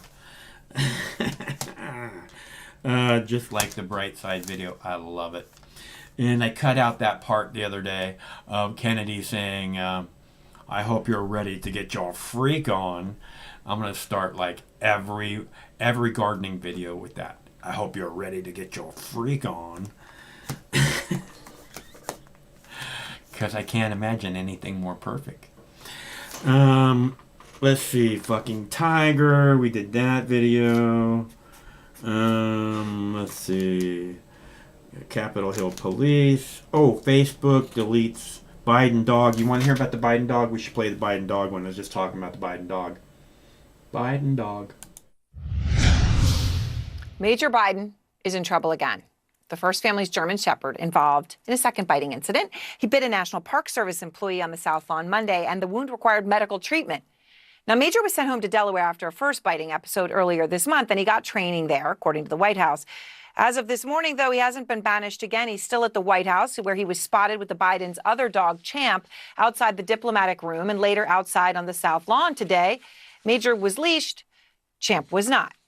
Now, Major should consider himself lucky he has not been banished from the White House permanently after his second strike. Teddy Roosevelt's dog Pete was exiled, but it did take several biting incidents. The last straw for Pete was when he chased the French ambassador and tore off his pants. Well, maybe that is the standard for Major and why he is getting a third try. Ripping off someone's pants might be the final straw. All right, so my Boo Bear's back. He had his cheeseburger, now he's got a big belly. And he's going to get his teethy brushed in a little bit. Because that's his favorite. He loves getting his teethies brushed. Although the girl's pretty good about it. I shove my whole fist in her mouth and go, Argh! I wish I could get him on the Sonic Care. I tried. It just freaked him out. I should have started him on the Sonic Care when they were little tiny puppies. Then I'm pretty sure that they'd be able to do it now. If you get a little puppy, you want to start him on the Sonic Care right away. And even with the baby puppy teeth. That way, because with the Sonic Care, I think you could do a little bit more thorough job. And it would probably take a lot less time. So I wish I could have got him on the Sonic Care to start with. let's see, I have a video about the China-Iran deal, 25-year deal, in which they're trading oil and military technology. And one of the callers last night was talking about that. So I saw stuff about it yesterday, but somehow it didn't make it into the videos last night. So I'm going to play that for you in a minute. Capitol Hill cops sue Trump. So some of these Capitol Hill police now are suing Donald Trump for emotional distress. Again, George Bush lied us into a war in Iraq, knowingly lied about yellow cake uranium and aluminum tubes. Knowingly lied. We all are aware of that. The Pentagon knowingly lied to all of us, costing us trillions of dollars. But even more than that, how many people did they cause emotional distress to? How many soldiers lost their lives, their limbs, continue to lose their lives on a daily basis? Not necessarily because they got shot in the field, but because they shot themselves, because they just couldn't take it anymore. How many people, George? How many people, Dick Cheney? How many more have to die, Liz Cheney? But we have to sue Donald Trump because of emotional distress that he caused. Is that right? Is that what you're telling me? And that makes sense to the justice system here in America? George W. Bush, the drone king, how many people did he cause emotional distress? But Donald Trump's the one, man. We gotta focus all this shit on. The only reason the people attacked the Capitol was because Donald Trump, Mitch McConnell, Nancy Pelosi, all those people had nothing to do with it at all. Zero. But Donald Trump, oh, that's the reason they went there, 100% for sure. Right? Not because the people were tired of not being served by a bunch of war profiteering war criminals. That didn't have anything to do with it at all. Let's go live now to the U.S. Capitol, where two Capitol police officers are suing former President Trump over his alleged role in the attack on January 6th. The officers say Trump should be held responsible for inciting the crowd minutes before they stormed the Capitol grounds. The officers say they suffered physical and emotional damage. Trump has not responded to the lawsuit, but has previously denied any involvement in the attack.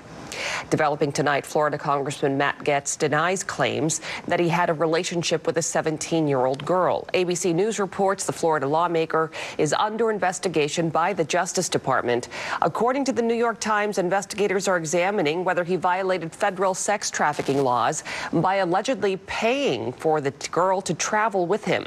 The congressman has not been charged with a crime. Last night, Goetz told Fox News the allegations are false and part of an extortion plot by a former Justice Department official, and that former official denies the extortion claim.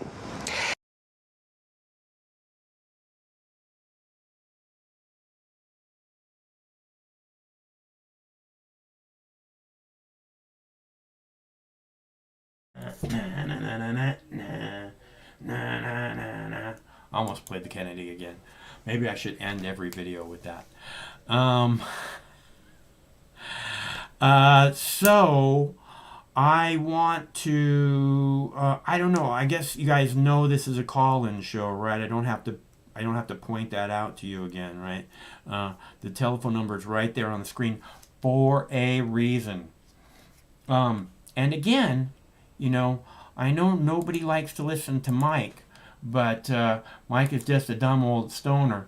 But I'm telling you, I told you guys 10 days ago it's all about the Tron, and it's up 100% since then. Okay? So, could have doubled your money if you listened to Mike. But no, but he's just a dumb old stoner. He doesn't know what he's talking about. He just likes the Tron because of the name. Yeah.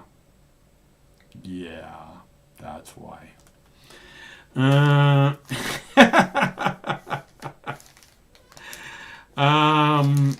played the Capitol Hill one.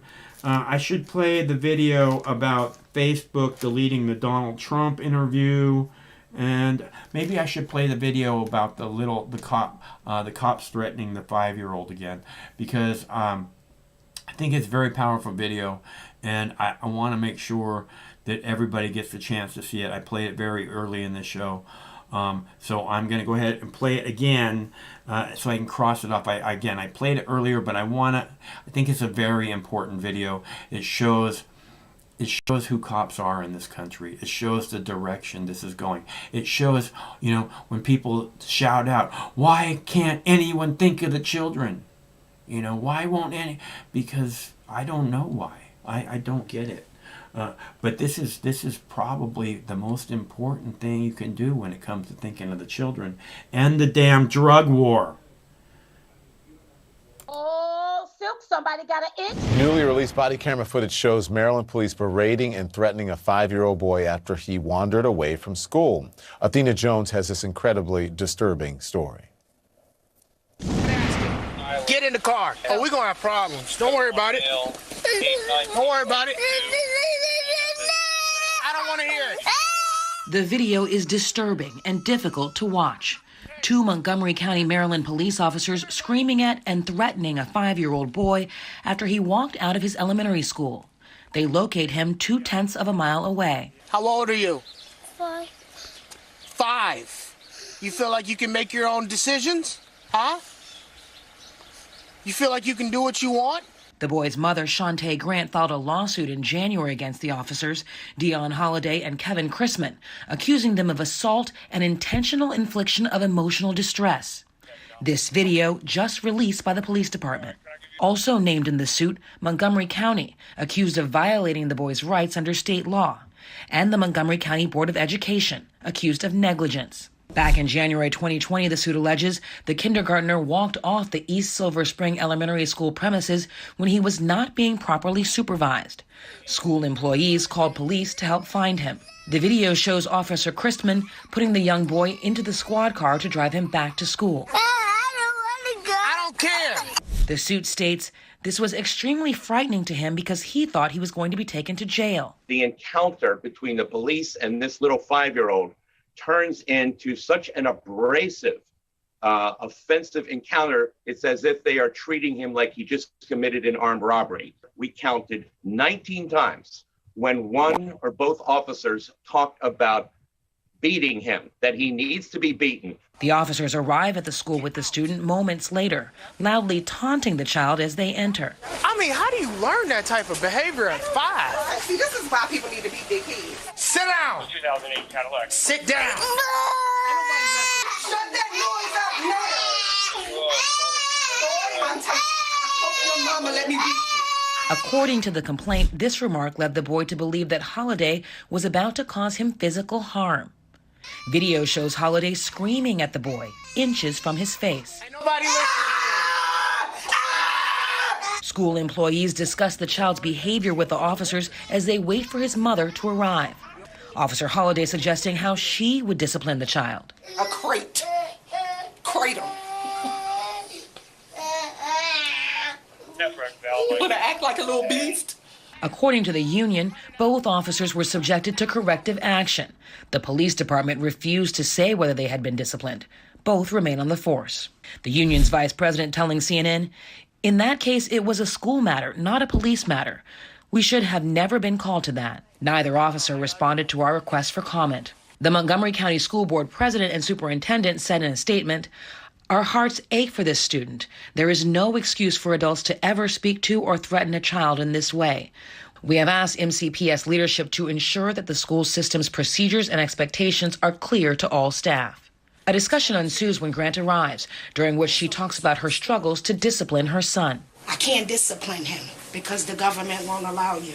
Yes, you can. I can't beat him. Why? Because I'm not going to prison. You don't go to prison for beating your child. Grant's lawyers deny there has been abuse or problems at the family's household. Grant, the officers, and a school employee soon move their discussion to a conference room, where at one point Officer Christman puts handcuffs on the boy's arm, seemingly to make a point. These are for people that don't want to listen and don't know how to act. And minutes later, these parting words to the boy. Meeting adjourned. Enjoy yourself today when you get that whooping. The recording ends with a thank you and an apology. Thank you. Yes, ma'am. Sorry. But this was before Grant learned how the officers and school officials had treated her son before she arrived at the school. Certainly, she would not have been in the same demeanor with the police at the end and the school officials if she had known all the things that had transpired before. Athena Jones, CNN, New York. Listen to me. How old are you? He's 5. Okay, so I just want to point out again that those cops chose to act that way. They didn't have to act that way. They could have been, like I keep talking about, these heroes that they want to look at themselves as, these heroes that they want us to look at them as. They could have been that. They could have came up and said, hey, little man, where are you headed? There's a lot of people worried about you. And just been the nicest people in the world and shown actual concern for this little baby.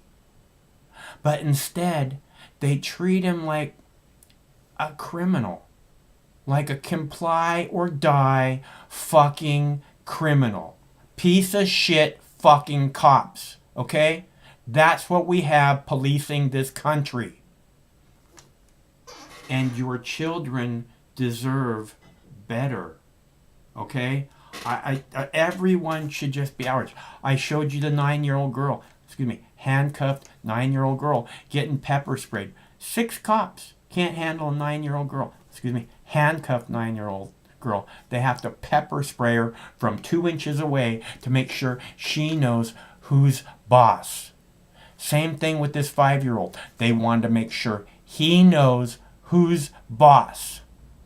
Instead of acting like the heroes that they want us to believe they are, they chose to act like piece of shit cops. Instead of being like, hey buddy, what's going on? Everybody's looking for you. We were worried, sick. Your mom's very concerned. Instead, they acted like piece of shit. They chose to act like piece of shit cops. Okay? And they're like, oh, we have to support our police. We have to support our local police. No, we don't. Fuck the police. Fuck the police. Again, fuck the FBI. Fuck the CIA. Fuck the stupid fucks in the Pentagon who can't win a 20-year war after spending trillions and trillions of dollars fighting against people living in mud huts and caves.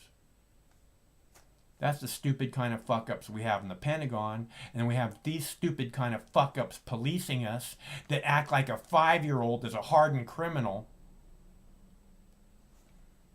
This is the country we have.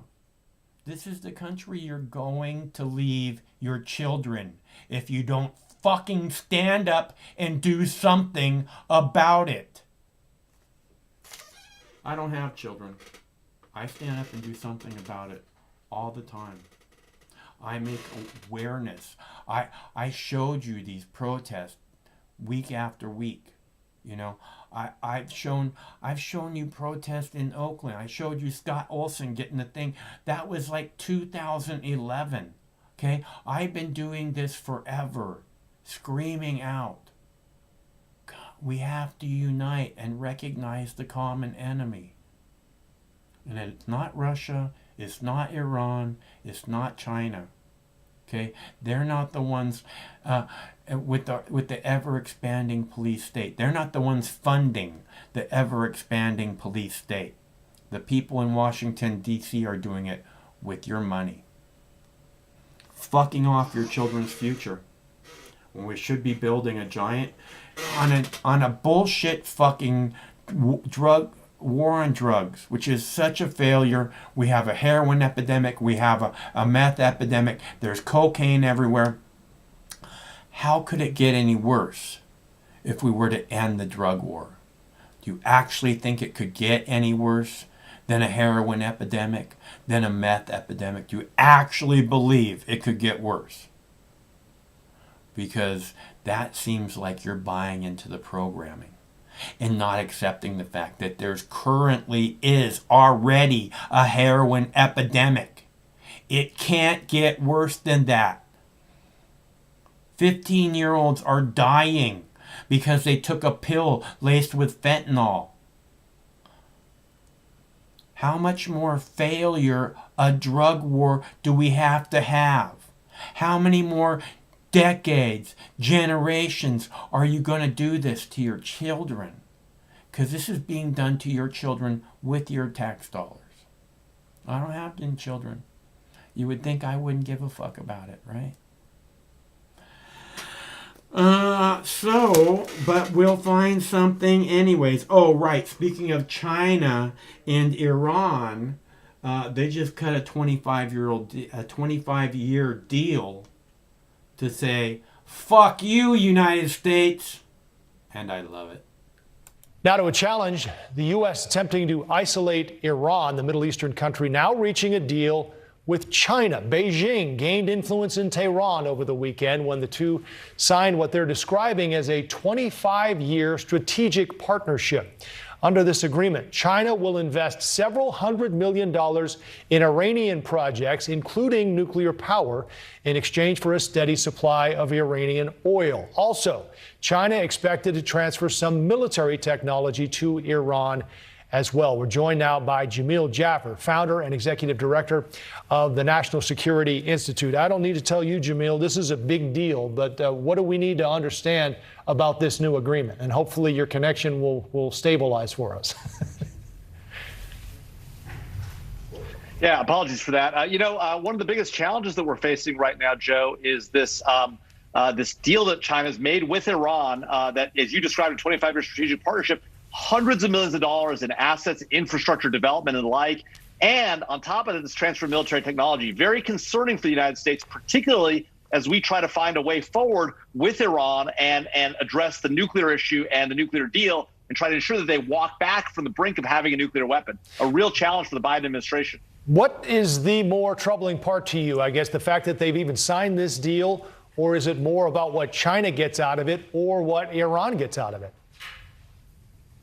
Well, the real challenge here is that China's gotten away with a lot of stuff against the United States, huge amounts of hacking, stolen intellectual property, right? What they're doing in the South China Sea with militarized islands, the way they treat their own people. And then you look at what Iran's doing in the region, attacks on Americans, funding Hezbollah, the Syrian civil war, the Yemeni civil war, right? These are two nations who are fundamentally opposed to American interests around the globe, now coming together and finding a way forward to evade U.S. sanctions on Iran and fund Iranian development of not just nuclear weapons, but other capabilities through the purchase of their oil. This is a real difficult issue, and it's frankly beneficial to both those nations and problematic for us all around. Right, especially with the, I'm guessing, more foreign investment that's going into Iran. This is sort of their way around much of what we're trying to do there, correct?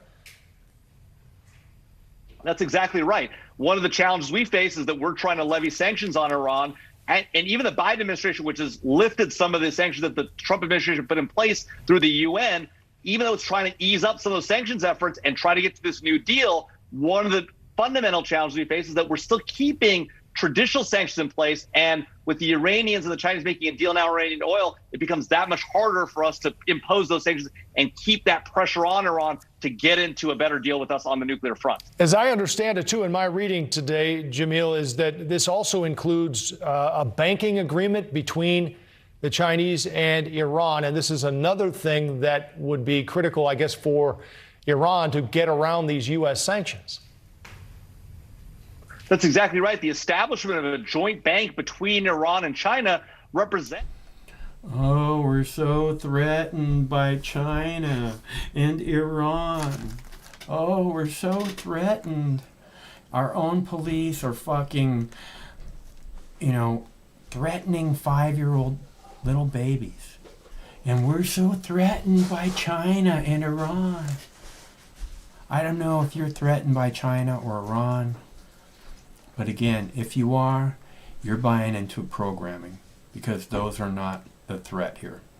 The only single real threat to your personal freedom is this country's ever-expanding police state and the people who fund them.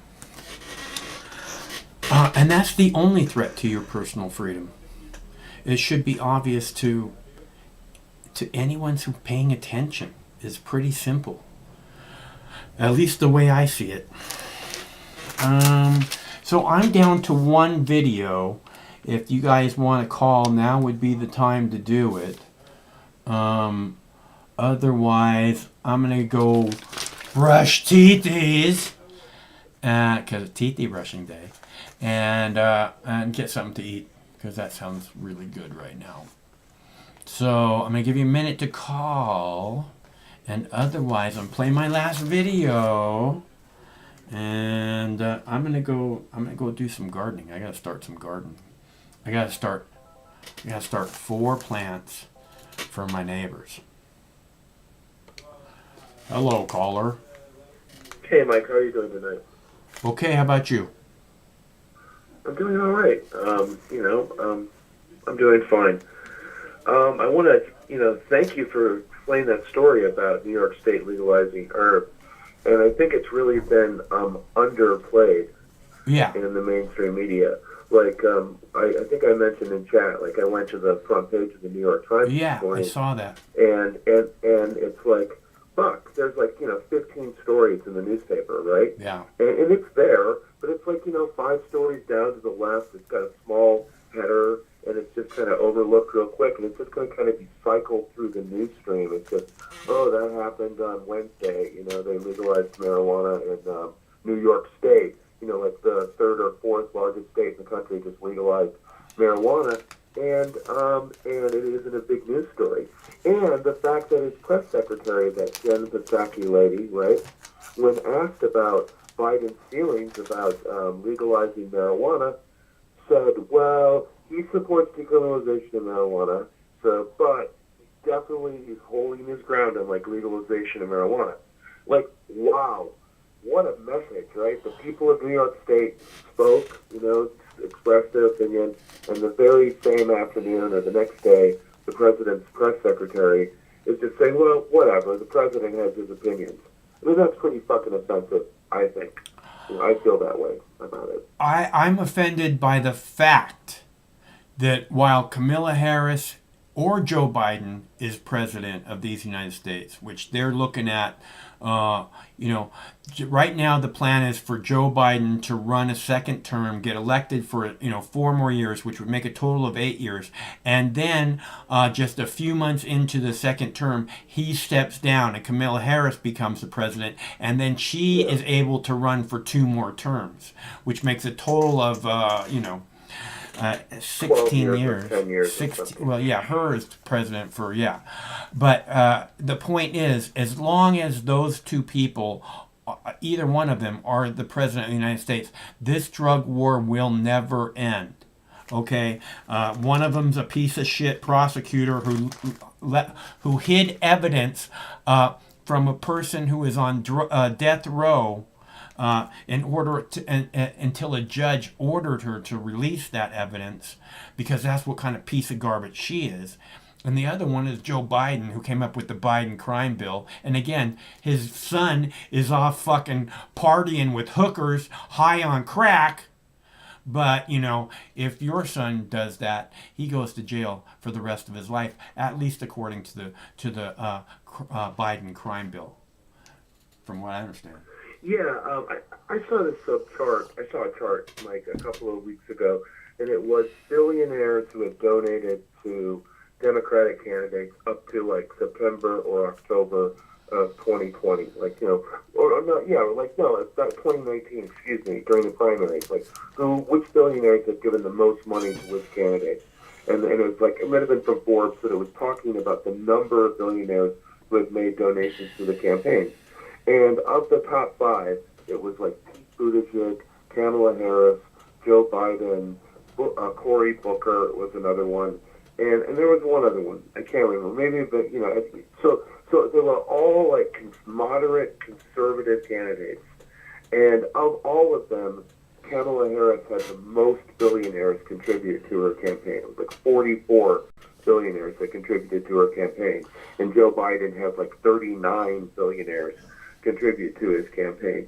And she kind of like dropped right out of the race. Like she didn't even really hang around very long, and then was appointed to become vice president pretty quickly. Yeah. So, Joe Biden and Kamala Harris and probably, Barack Obama and Hillary Clinton, they represent this corporate neoliberalism, right? Yeah. That's why he doesn't want to legalize marijuana, is because, the prison industrial complex is part of the Democratic and the Republican Party. I mean, it's part of our politics, and they're not just going to dismiss it and make it go away.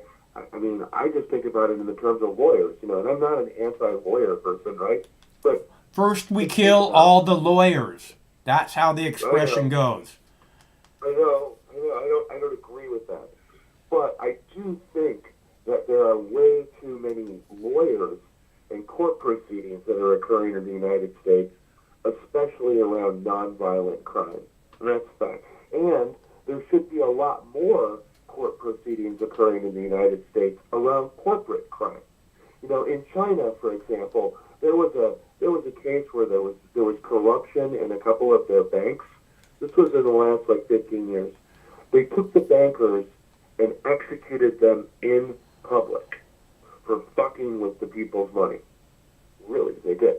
And if you think about the whole recession from 2008 and 2009 and the impact that had on people's lives when those banks did those fake derivatives for people's mortgages and broke them up and sold them as worth much more than they were worth and inflated the value of trading around the world so many times that it had a cumulative effect and fucked over the whole world. Yeah. Yet not one of those bankers, not a single one of those bankers even went to fucking jail, let alone was put in front of a firing squad with the government saying to the public, when you steal billions of dollars and it causes hundreds of thousands of people's lives to be destroyed, you pay a price. Frankly, you can say that's authoritarian or whatever. Seems to me like in this country, people who have all of these big brains and all of this responsibility and such, they never accept responsibility for their actions. And the rest of us never say that they have to fucking go to jail. There's a couple of examples, like Bernie Madoff was an example. Oh, there's one guy, get the kind of eccentric Jewish guy who screwed over his friends. There you go. We got one, right? But it isn't really the real hedge fund managers and banks that are screwing us over every day. They never go to jail. Yeah, well, and when it comes to a billionaire going to jail like Bernie Madoff, it's really difficult to believe that he actually spends one day in jail. They can say that he does. They can say that he died in jail, but it's really difficult to believe that actually happened. Well, exactly. Like Jeffrey Epstein, another billionaire in Florida, right? He got caught in Florida and was in jail, but basically he was being released every day to go fuck people in his office while he was in jail. Yeah. That was what jail was in South Florida or whatever, West Palm Beach. That video you played earlier was disturbing with the kid. Yeah. Yeah. Very disturbing. And it's very disturbing because, like you said, all the police officer as a peace officer and a representative of the community should have done is make that kid feel calm, right, and assuage any concerns he might have, and get him to his parents. Yeah. Right? If a kid says to you, I don't want to go back to that school, forcing the kid to go back to that school is like torture.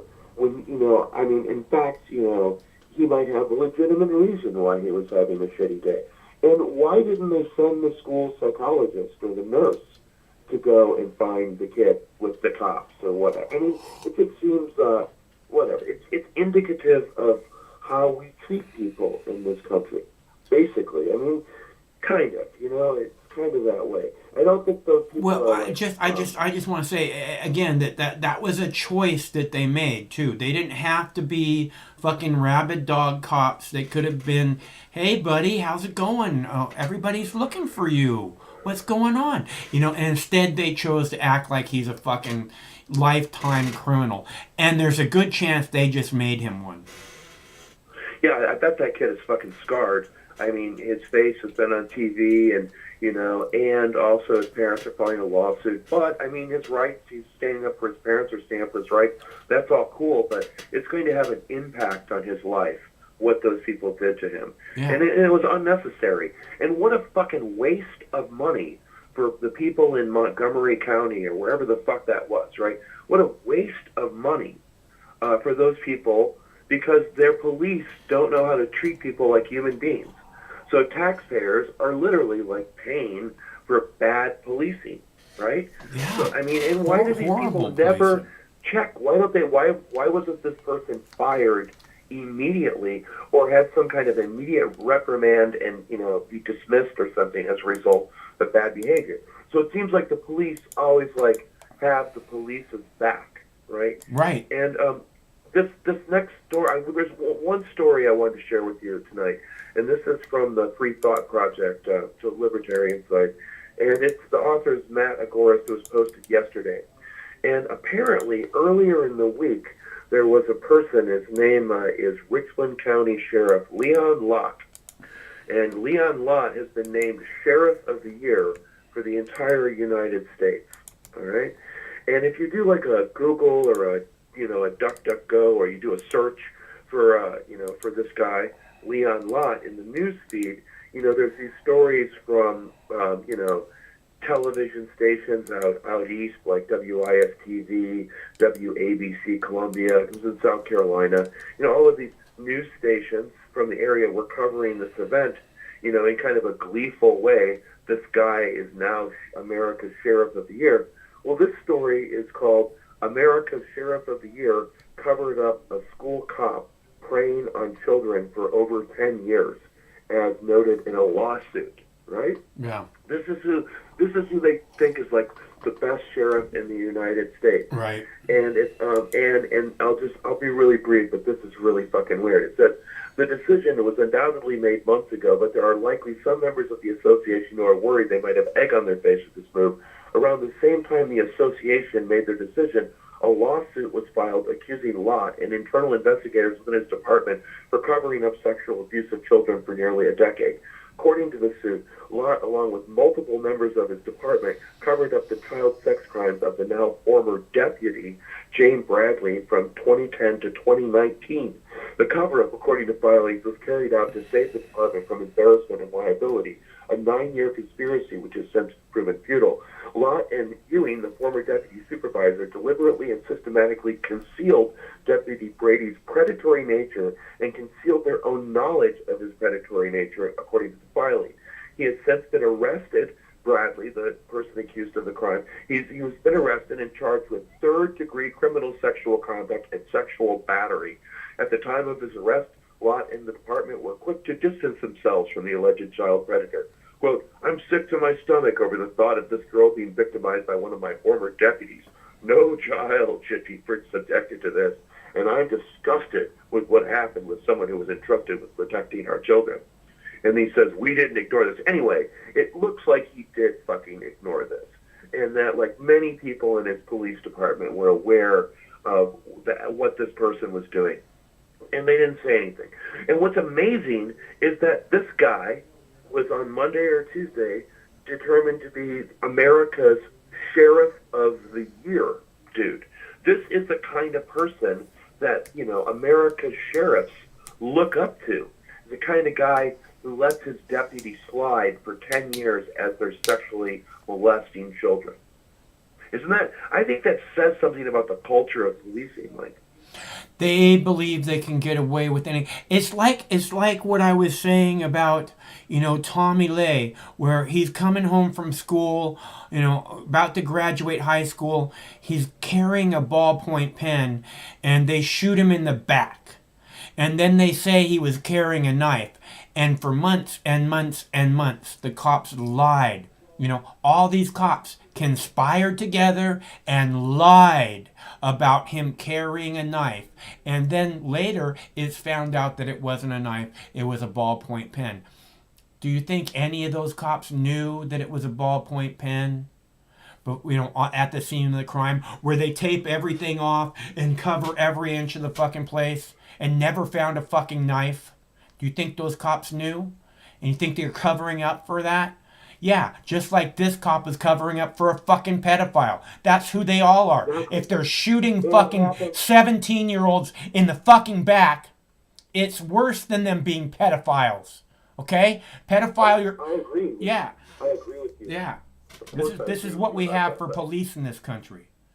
It's basically like a gang that can do what it wants to do, and it isn't necessarily working in the interest of the public, right? It's acting violently and aggressively towards members of community, and it's a culture. So it isn't like it's a single individual that's fucked up, but it seems like over time, even good individuals with good intentions have become part of this culture. And if they even speak out about what they see, they become ostracized, and they get a desk job, or they get moved out of the department, or whatever. They're not cops anymore. So that's part of this culture, and that's part of this president, right? Donald Trump was like also, opposed to legalization of marijuana and was opposed to crime and crime, right? But this president is the same way. Yeah. In the sense of writing that crime bill and talking about being an author of the Patriot Act and not even willing to budge with his own fucking constituents in his party about something that 3 out of 4 Democrats probably want in this country, which is legalizing marijuana federally, so that banks can, whatever, people can get investors. It's a capitalist economy, right? So if you want to have a business, that's the way it works. And if the federal government legalizes it, it'll really flourish as an industry. And we'll see all kinds of different byproducts as a result of cannabis and hemp being more accessible to people in the next 25 years. It'll be a good thing. But this president is standing in the way of that because he's opposed to crime. He's a fucking moron. He loves crime, just like the cops love crime. They love crime. He's a crime-loving, warmongering. Yeah. He's a crime-loving, warmongering cat. That guy is still funny. All right. Well, I want to call in and say, oh yeah, the New Mexico Senate voted on legalizing cannabis, so it's passed both the lower house and the upper house in the New Mexico state legislature, and so just they had a special session of their legislature to debate this one issue, and it seems to have passed. And so anyway, it's headed to the governor's desk, and I think she's going to sign it. So just within a week, a couple of states have used the legislature as a way to legalize marijuana. And they're the same people who drugged their feet for 30 years or something too, right? I'm not saying they're great.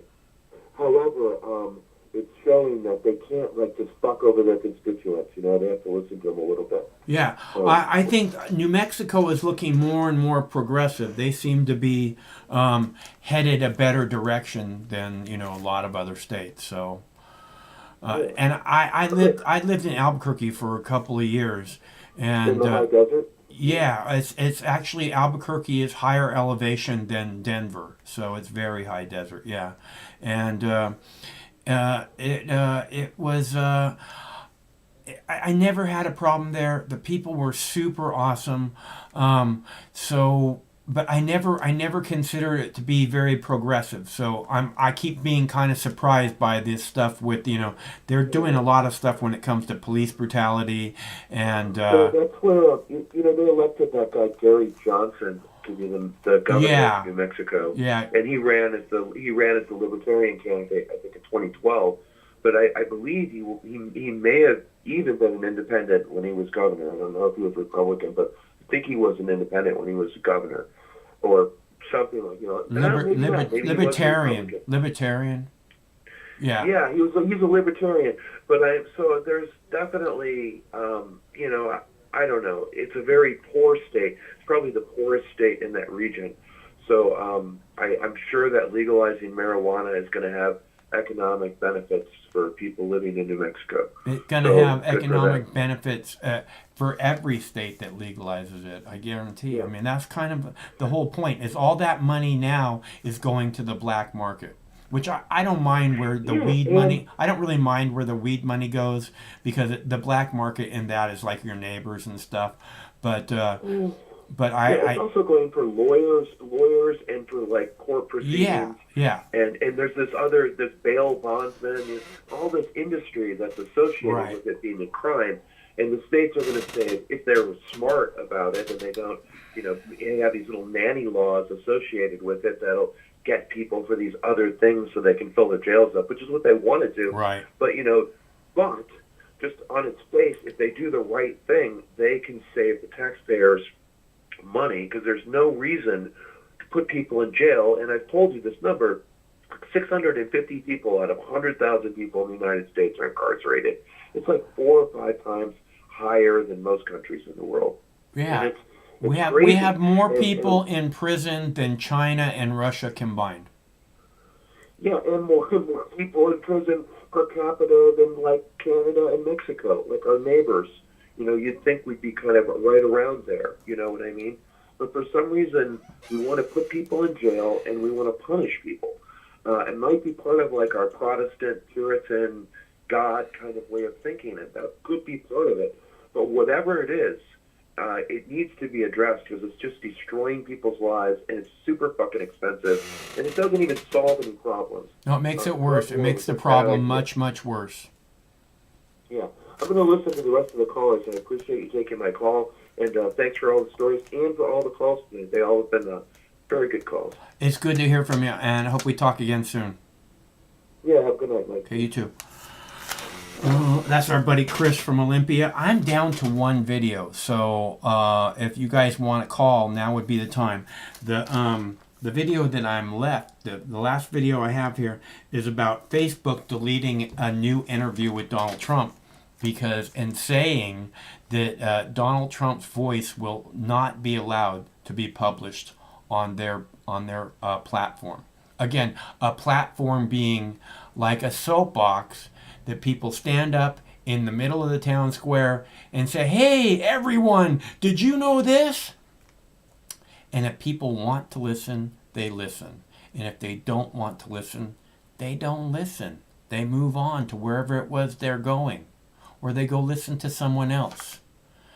There is absolutely zero reason for Facebook to do this, except for their ego, to be able to censor the President of the United States, to be able to go God mode on his fucking ass.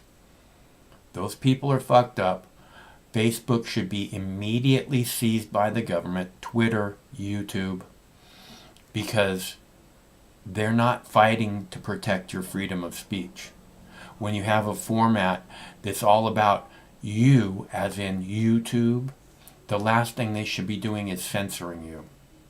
I mean, we want to keep it child friendly, so we're not going to put, people doing sexual acts on YouTube. Okay, I guess people, people kind of understand that. Hello, caller. Michael, it is your father. I call you from Transylvania. Okay. Okay, I want to talk about the 5-year-old boy. Okay. Here's a suggestion. Just don't be That a-holes. was horrible. Here's a suggestion. Yep, that was horrible. I think those cops wanted to drink the boy's blood. It's entirely possible. Huh? It's entirely possible. I agree with you in one form or another. They were there to hurt the child. They weren't there to help him in any way. Very, very, very horrible. They treated the boy with disrespect. They were not kind.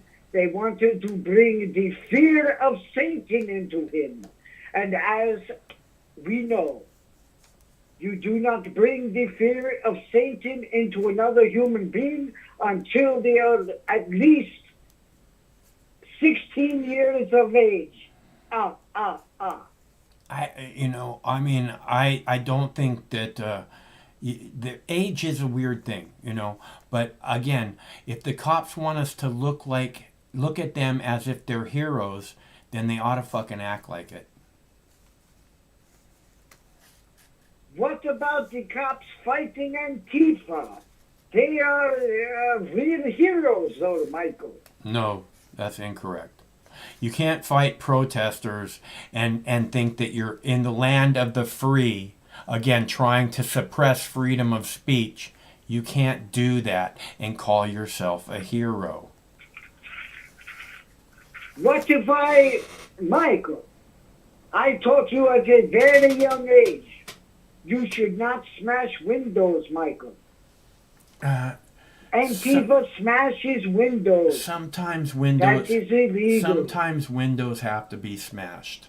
The protesters at the Capitol. The protesters at the Capitol smashed windows too, and it was one of the most beautiful things. One of the most beautiful days of my life.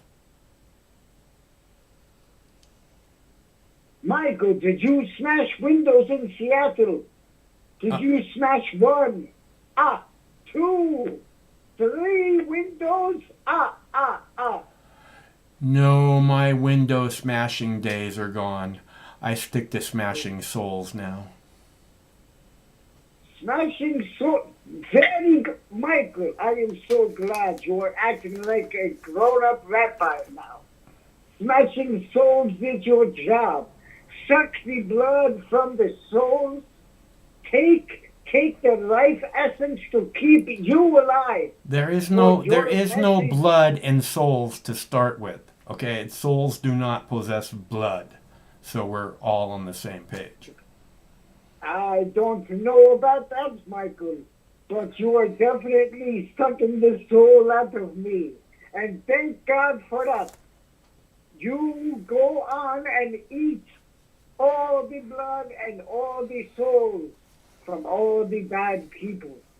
And then everything will be, how do we say, in Transylvania, about all right. Just like your president, Biden. Okay. All right. I gotta go. Michael. I gotta go. Yes, Michael, one more thing, Michael. Uh-huh. I agree with you.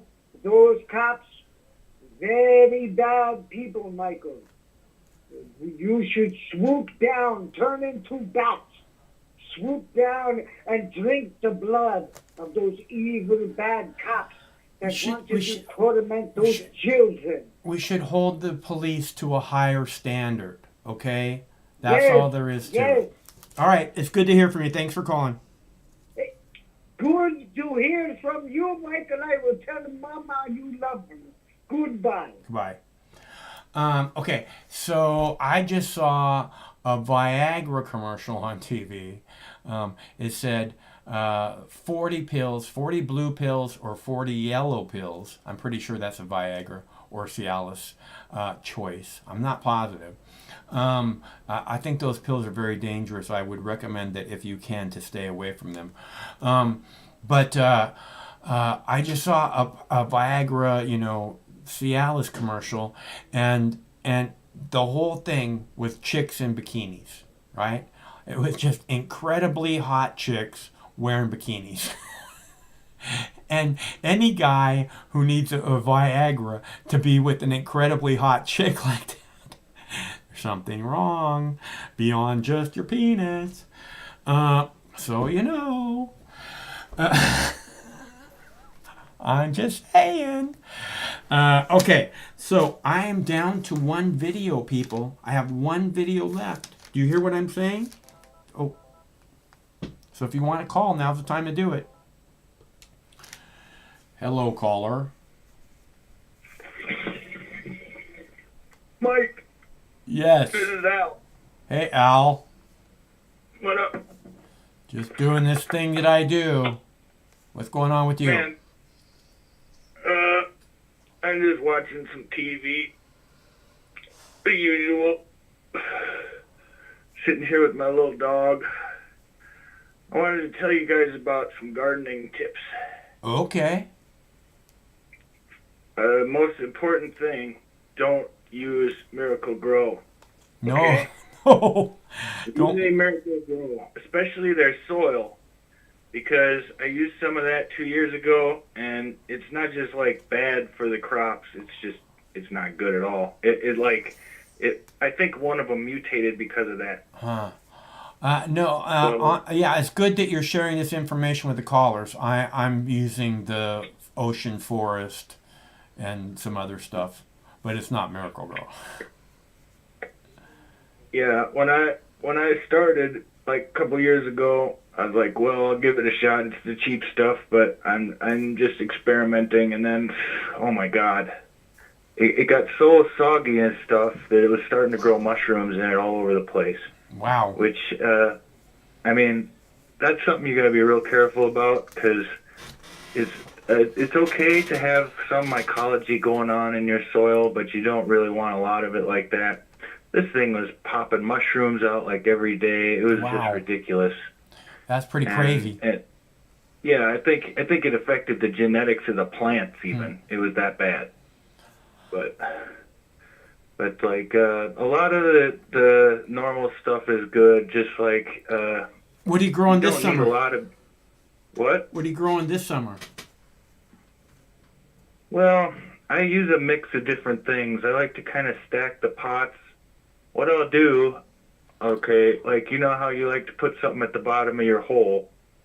Well, I usually, at the bottom of the pot or the hole, I'm going to put some kind of layer that's going to provide drainage. Yeah, so I put Hydroten. The water... I put inch Hydroten or so. Sure.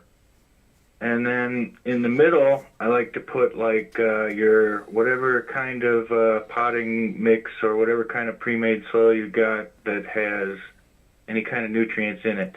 Mm-hmm. Because that's going to stay in there until your most of that stuff stays in there for a while. So you want to let it sit, put it right in the middle and get it water, let the plant soak up all the nutrients.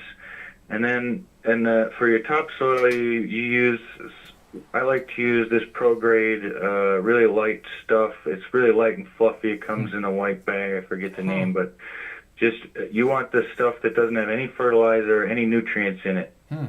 Okay? Yeah. And it's really fluffy stuff, okay? Yeah. Because the roots, when the roots start to progress, the ones that progress last are usually the roots that come up near the top and stuff, it seems like. So with a nice fluffy topsoil, and then when you're adding nutrients, that's going to get absorbed by your topsoil first and then go down through your other soil. So it's good to have like zero, if you're going to use nutrients, it's good to have zero nutrients in your topsoil. And then you got that fluffiness, which helps aerate the soil, and it helps the roots come up and, expand through the whole area that it has to grow. Yeah, I use like 35-40% perlite, so it's pretty airy. Yeah, that'll help to keep it aired out. Yeah. I've done clones and stuff, like started them out in perlite, like 80%, 100% perlite, and I still get it to work. And yeah, it's a fun hobby. And when I asked what you're growing this summer, I meant what strains are you growing? Well, a secret formula. Oh, that sounds pretty good. It is. Yeah, I'm pleased with it. I'm happy with it this year. Awesome. I'm sure. Yeah. Not sure where you're located. I'm in Oregon, but we have really good weed here. And do you guys have like clone shops and stuff like that where you can go and buy started plants? Yeah, a lot of the well, not a lot, but like certain dispensaries in town have the clones right there in the dispensary ready to go. Oh, that's and so then cool. Like other ones, you have to ask about them, and they'll be like, I don't know if we're gonna have this or that or whatever. But like, yeah, there's a lot of dispensaries that have a nice little shelf full of clones sitting there waiting for people, and they have them like maybe 2 or 3 months out of the year. Huh. When usually they don't sell in the off season, Yeah, before everything got legalized here, when it was just medical, there was this like clone shop, right? And they probably had 100 different strains, and on any day, you know, they'd have like 20, 30 new ones. So it was like, I kept thinking, man, I would love to have a store like this. Oh yeah, just wait. Yeah, that's kind of how I felt when I first moved to California like 15 years ago, and I didn't have a medical card, and it wasn't recreational back then.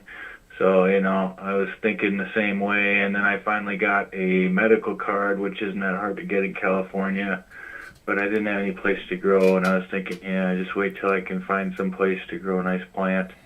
And it became a saga after that of something that looked like something off the movie Tenacious D, where they go back and forth on the map.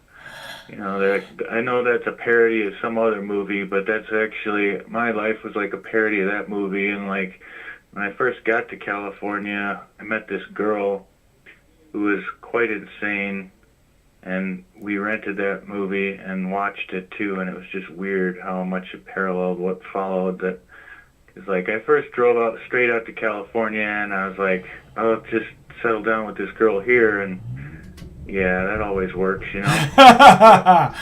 So how many plants can you grow in Oregon without the medical? Right now it's 4 per person. You can have 4 mature plants. Yeah. Which means like you can have 4 or 5 starts, something like that. You can have more starts than that because like I'm growing from seed and mine aren't feminized. Yeah. So I don't know how many. So I'll probably grow 8 or 10. Yeah. And then, you know, hopefully I'll get at least half females, and I might have to give 1 or 2 away if I get more than 4. Yeah. And also, it's like per household, too. If you find someone who says, yeah, I need weed, and say, well, I'm growing it, and then, well, if you got 2 people in the house, that's 8 plants. Oh, nice. Yeah. That was one of the big things here, was they weren't going to legalize people to grow, and they still haven't 8 years later. You're not allowed to grow here unless you have a medical recommendation. But you know what I love about Oregon is the Oregon State Fair now has, like any other flower, like roses or whatever else that the Oregon State Fair judges judge, they now have cannabis flowers that they're judging, actually plants that are flowered. And that's what I keep telling people is, man, I want to grow some State Fair winning cannabis. I don't know if they know what that means, but... Yeah, what I was thinking about when you were saying that, I was thinking, yeah, my parents used to grow tomatoes too, and I love to grow tomatoes, and one of the things about tomatoes is they love Miracle Grow, and like, you can always grow some really nice looking tomatoes, Miracle Grow, and I was thinking, oh God, tell them before I forget, tell these people, because that can really mess up a crop. You want to. Yeah, I always tell people that if you start with quality, you'll finish with quality, and you don't want to. You don't want, if you can avoid it, you don't want to go the cheapest route, because you start with crap. I'm not saying it's. I mean, I'm not saying it's the cheapest. I mean, there's stuff that's probably cheaper and stinkier. But I think the Miracle. I'm just saying. Cheap. I'm saying like Miracle Grow has done something in like along the Monsanto lines. Yeah. Like they're messing with their genetics, or they're putting stuff in there that messes up the genetics, and they're really like doing a disservice to people with what they're putting out there, and like. Not saying all this stuff from Walmart is bad. I've gotten good stuff from there, and I find some stuff at where was it the last time? Home Depot. Yeah. Freaking Home Depot has some really good stuff, and they do it locally. Like a lot of they'll on the package it tells you which plant it came from or whatever, like what's in it, how much tree bark and whatever is in it. Yeah. I buy a couple of things from Home Depot. I haven't bought anything from Walmart, but Walmart looks like a pretty good garden resource. They have a lot of from what I can see, they do have a lot of good products. So I hear you, man. I'm not saying that you got to buy, the specialized stuff for cannabis or anything like that. I actually am going to grow with single ingredient.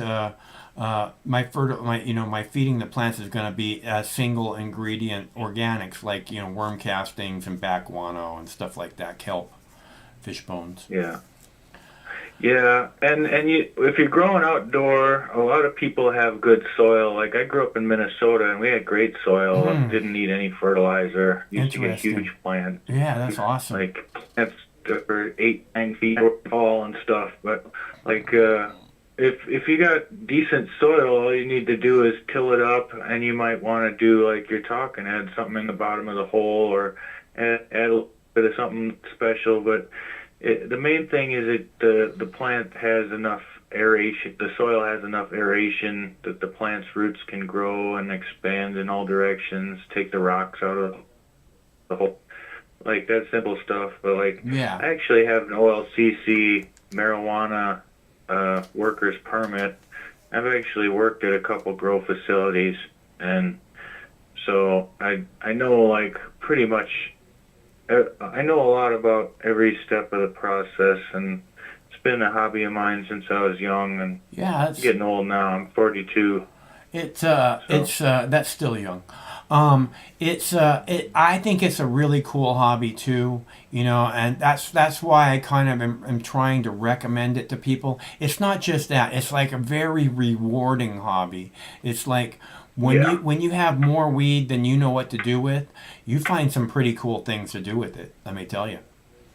Oh yeah, yeah. Well, like I always used to like to smoke, duff, shake, you know, trim, whatever is cheapest. And like some dispensaries back in California, when I first got a medical card, a lot of dispensaries had bags of shake and stuff that was pretty much like half the price of the bud. So I would always get that. Then like I don't know exactly when it was that the freaking dabs exploded. But I'm not a dab person myself, but like that totally wiped out most of the shake supply, and it drove the prices of it up to, you know, to where like if you want to try to buy a shake, it's going to be almost as much as the bud. Like now, I mean, right now in Oregon, there are some places where occasionally they'll have bags of shake, but it's like you're never sure if they will or not because it's so high in demand for people to make oil with. Well, you know, there's here they have ounces of weed for $50, so ounces of flowers. So you know, I mean, I don't know why you would. Where is that? In Seattle. Oh right. Yeah, there's I've been up there. Yeah. Okay. So I don't like the BHO, but I love smashing flowers. You know, again, this isn't some, you know, sweet leaf or some shake. It's the flower that I press between, you know, two pieces of metal with some parchment paper, and then I scrape off the best. From the best flowers, I scrape off the best of it, you know, take out all the carbon and stuff, and I really like that. If you can try out some flower rosin, I highly recommend it. Oh yeah, I got my grinder sitting next to me, and I've been thinking about splurging on getting a newer, bigger grinder because having the little keef tray on the bottom of the grinder is really nice because I don't feel the urge to go out and buy hash or anything because I have my little keef tray. Just like on the weekend or something. Yeah, you add a little keef to a joint, it becomes very, very nice. Exactly. Yeah, and this screen that's on my grinder is a pretty good screen. So it filters out a lot of the plant matter and everything, and it's just all nice golden keef sitting down there. Well, that's what I'm saying about pressing the flowers is it filters out all the green matter, so you're just left with, you know, this wonderful golden goo. You know, and again, if you start with the best flowers, then you're getting this amazing, you know, 70-80% THC, and it's as good as it gets, dude. The flavor is amazing. Sounds all right. Yeah, I've seen one guy who had some kind of pneumatic fancy press that had all these gauges on it, but what he was smashing out was coming out really dark green. So I didn't understand what the point of it was, but you probably have a much better method, and there's so many different methods. That's really an art form. I mean, I've been to Amsterdam 3 times, and I've seen a lot of different kinds. Like, have you ever seen blonde hash? Yeah. It's real crumbly and it's real. Yeah, yeah. It's not as dense as black hash. I've seen fucking I'd so love much to learn how hash, to make dude. that. The blonde hash is usually, I think, considered the origins of Lebanese. I had Puna butter when I was living in Maui. I was working at a Denny's, right, doing the graveyard shift, and these guys came in, and I was taking, just making sure they were taken care of, and they leave me like a 1/4 ounce of fucking Puna butter, which you can't get unless you're fucking local, unless you know people, and I was just like, thank you. I didn't even know what the fuck I was looking at when they gave it to me. So the next thing you knew, you're on the plane ride home, and you're like, what the heck just happened? No, I just, I started... Where were you? You were in Hawaii? In Maui, yeah. Maui? Yeah. In Maui? Yeah. That's awesome. Yeah, I lived there for a couple of years. Oh, go ahead. I lived there for a couple of years. That sounds awesome. It was in the early 80s, and it was really nice. I don't know what it's like now. So Puna butter is some type of blonde hash, or a blonde type of a... It's a hash. It's a hash, like a classic hash, where you kind of roll it into a ball. Those guys, they gave me like a ball like this big. It was fucking great. But the stuff that I smoke now is probably a little better, because again, you're starting off with the best flowers, and then you take basically all the crystals off the best flowers, and you leave the plant matter behind. So. And then I take what's left over, the plant matter, and I make butter out of it. So it's like I get to use it twice. Yeah. Have you ever had Rasta pasta? You like using it on pasta? No, I don't know what that is. Well, I think I don't like the way that pot blends with chocolate. It's okay with peanut butter. I like making Betty Crocker peanut butter cookies, but pasta. If you make, how Italian dressing is just like olive oil and spices and stuff? Yeah. Well, you just substitute wheat. You know how people always say, well, wheat, it looks just like oregano. Well, just substitute the oregano for wheat, dude, and freaking you have the best pasta that you ever tried. See, now I want to go make spaghetti. Thanks a lot. No, I mix it with a lot of things. But I have peanut butter cookies in the cupboard also, waiting to be made. Chocolate chip cookies. I have all kinds of stuff. Snickerdoodles is my favorite, the kind that actually make you snicker.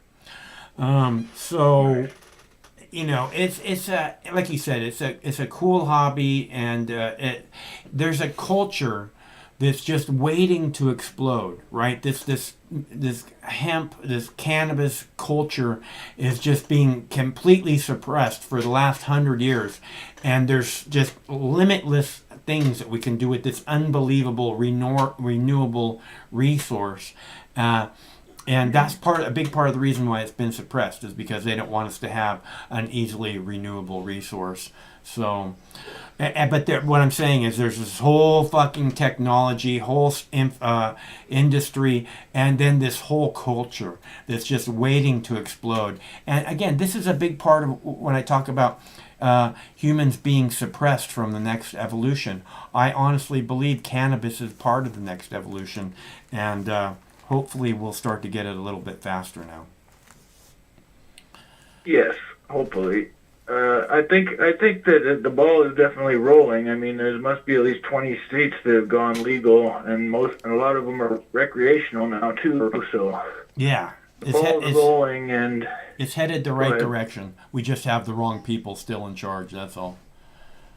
I believe it. I think. Well, we got a lot of problems in the Congress, and I wish they would just go to prison themselves. I wish they'd all stop dealing with all their internal problems. I wish they'd all go to prison. That's what I meant. Yeah.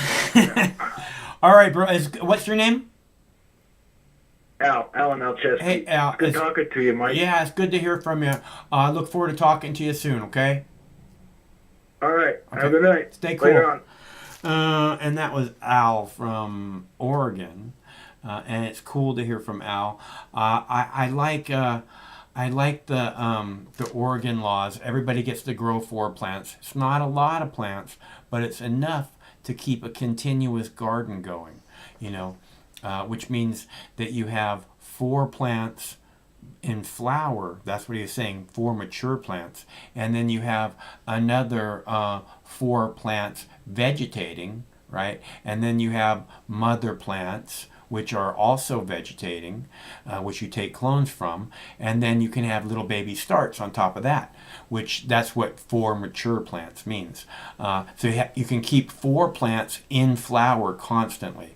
And once we get back to growing in the tent, I'll show you how to make that happen.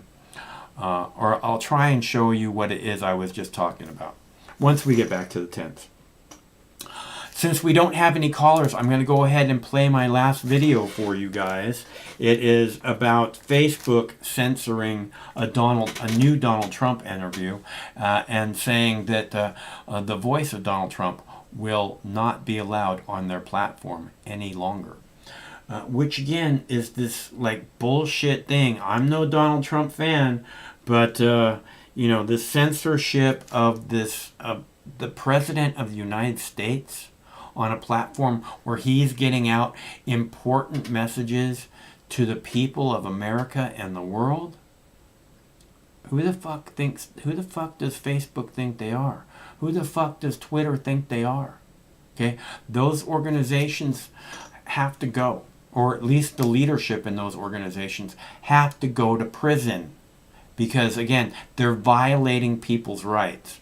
If I would have been Donald Trump when they kicked me off of Facebook, I would have shut down Facebook in the United States. I would have said, you are banned to participate in the United States until I leave office. You want to shut me up? Let's see how you feel about it. And I know that they can do this because there's other countries that turn off Facebook periodically. Let's go, yeah, you're not getting that anymore. So I know this is possible, and it's what should have been done, because then maybe Twitter, maybe YouTube would have thought twice about whether or not they want to have the entire United States not being a market for them anymore. And I think that Facebook probably would have revisited their decision. So again, Donald Trump is such a fucking pussy. He just talks stuff. Well, Facebook has removed a new video of a new interview with former President Donald Trump, citing his current ban from the platform. His daughter-in-law, Laura Trump, posted it on her Facebook page, and she later posted a screenshot of an email from Facebook, which said the video was removed and that further content posted in the voice of the former president would also be removed. Trump is still suspended indefinitely from Facebook for what the company calls incitement of violence related to the January 6th Capitol riot. And 2 U.S. Capitol police officers are now suing the former president, blaming him for that riot. NewsNation's Felicia Bolton is here with more on the contents of that lawsuit, Felicia. Well, Nicole, James Blasingate and Sidney Hinby have a combined 28 years on the force. They are the first police officers to sue in court following the riot. And that suit, the 2 officers say the former president is responsible for the physical and emotional injuries they've suffered as a result of that attack. The filing document includes tweets from former President Trump dating back to November, which they say outline how he, quote, inflamed, encouraged, incited, and directed the violent mob that stormed the Capitol to stop the steal in the months following the election. 5 people died in that attack. The lawsuit describes the sheer terror the 2 officers felt inside of the Capitol, where they were outnumbered by the pro-Trump mob. It also outlines the officers' physical injuries. Hinby says he was crushed against the doors of the Capitol with chemicals sprayed in his face, and he also bled from the face. The other officer says he was slammed against a stone column, causing injuries to his head and back. Officer Blassingame also details the emotional toll he's felt since the riot. He says he's haunted by the attack. He has sensory impacts, sight, sound, and smells remind him of what happened that day. The suit also says he experiences survivor's guilt and was called racial slurs throughout the entire assault. Each officer is seeking at least $75,000 in damages. This is the third major civil lawsuit against former President Trump. Now, News Nation did reach out to his office for a comment. So far, we have not heard back from Trump or his office.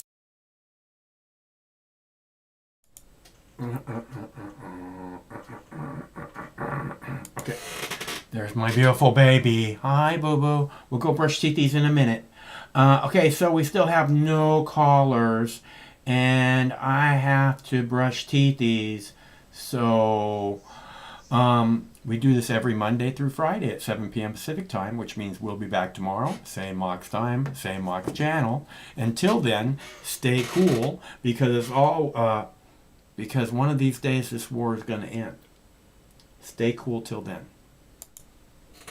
No matter which mouth you feed on a two-headed snake, it still shits the same turd. But lucky for you, you have Mox News. More than 10 years. More than 60,000 videos. Mox News has been filtering the nonsense and illuminating the bullshit from your mainstream media.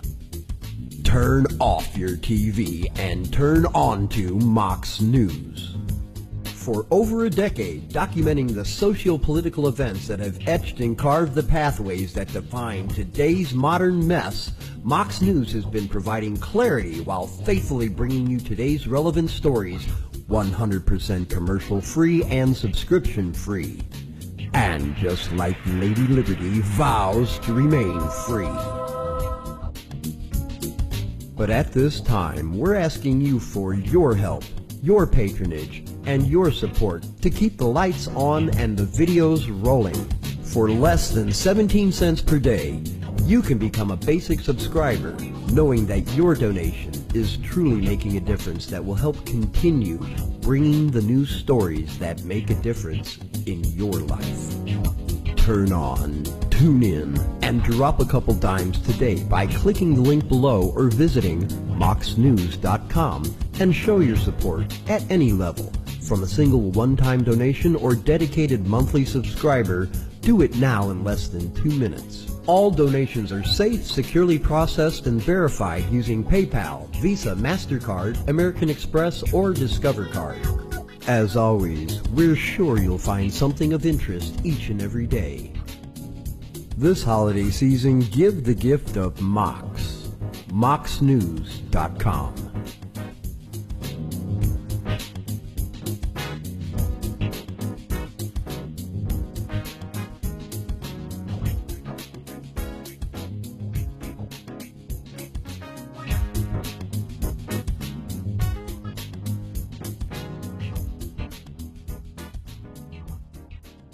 I mean, this coalition of misfits, and they cobble together and they don't attack each other, they stay united. I wish the coalition of misfits, and they cobble together and they don't attack each other, they stay united. Coalition of misfits, and they cobble together and they don't attack each other, they stay united. Coalition of misfits, and they cobble together and they don't attack each other, they stay united. Coalition of misfits, and they cobble together and they don't attack each other, they stay united. Coalition of misfits, and they cobble together and they don't attack each other, they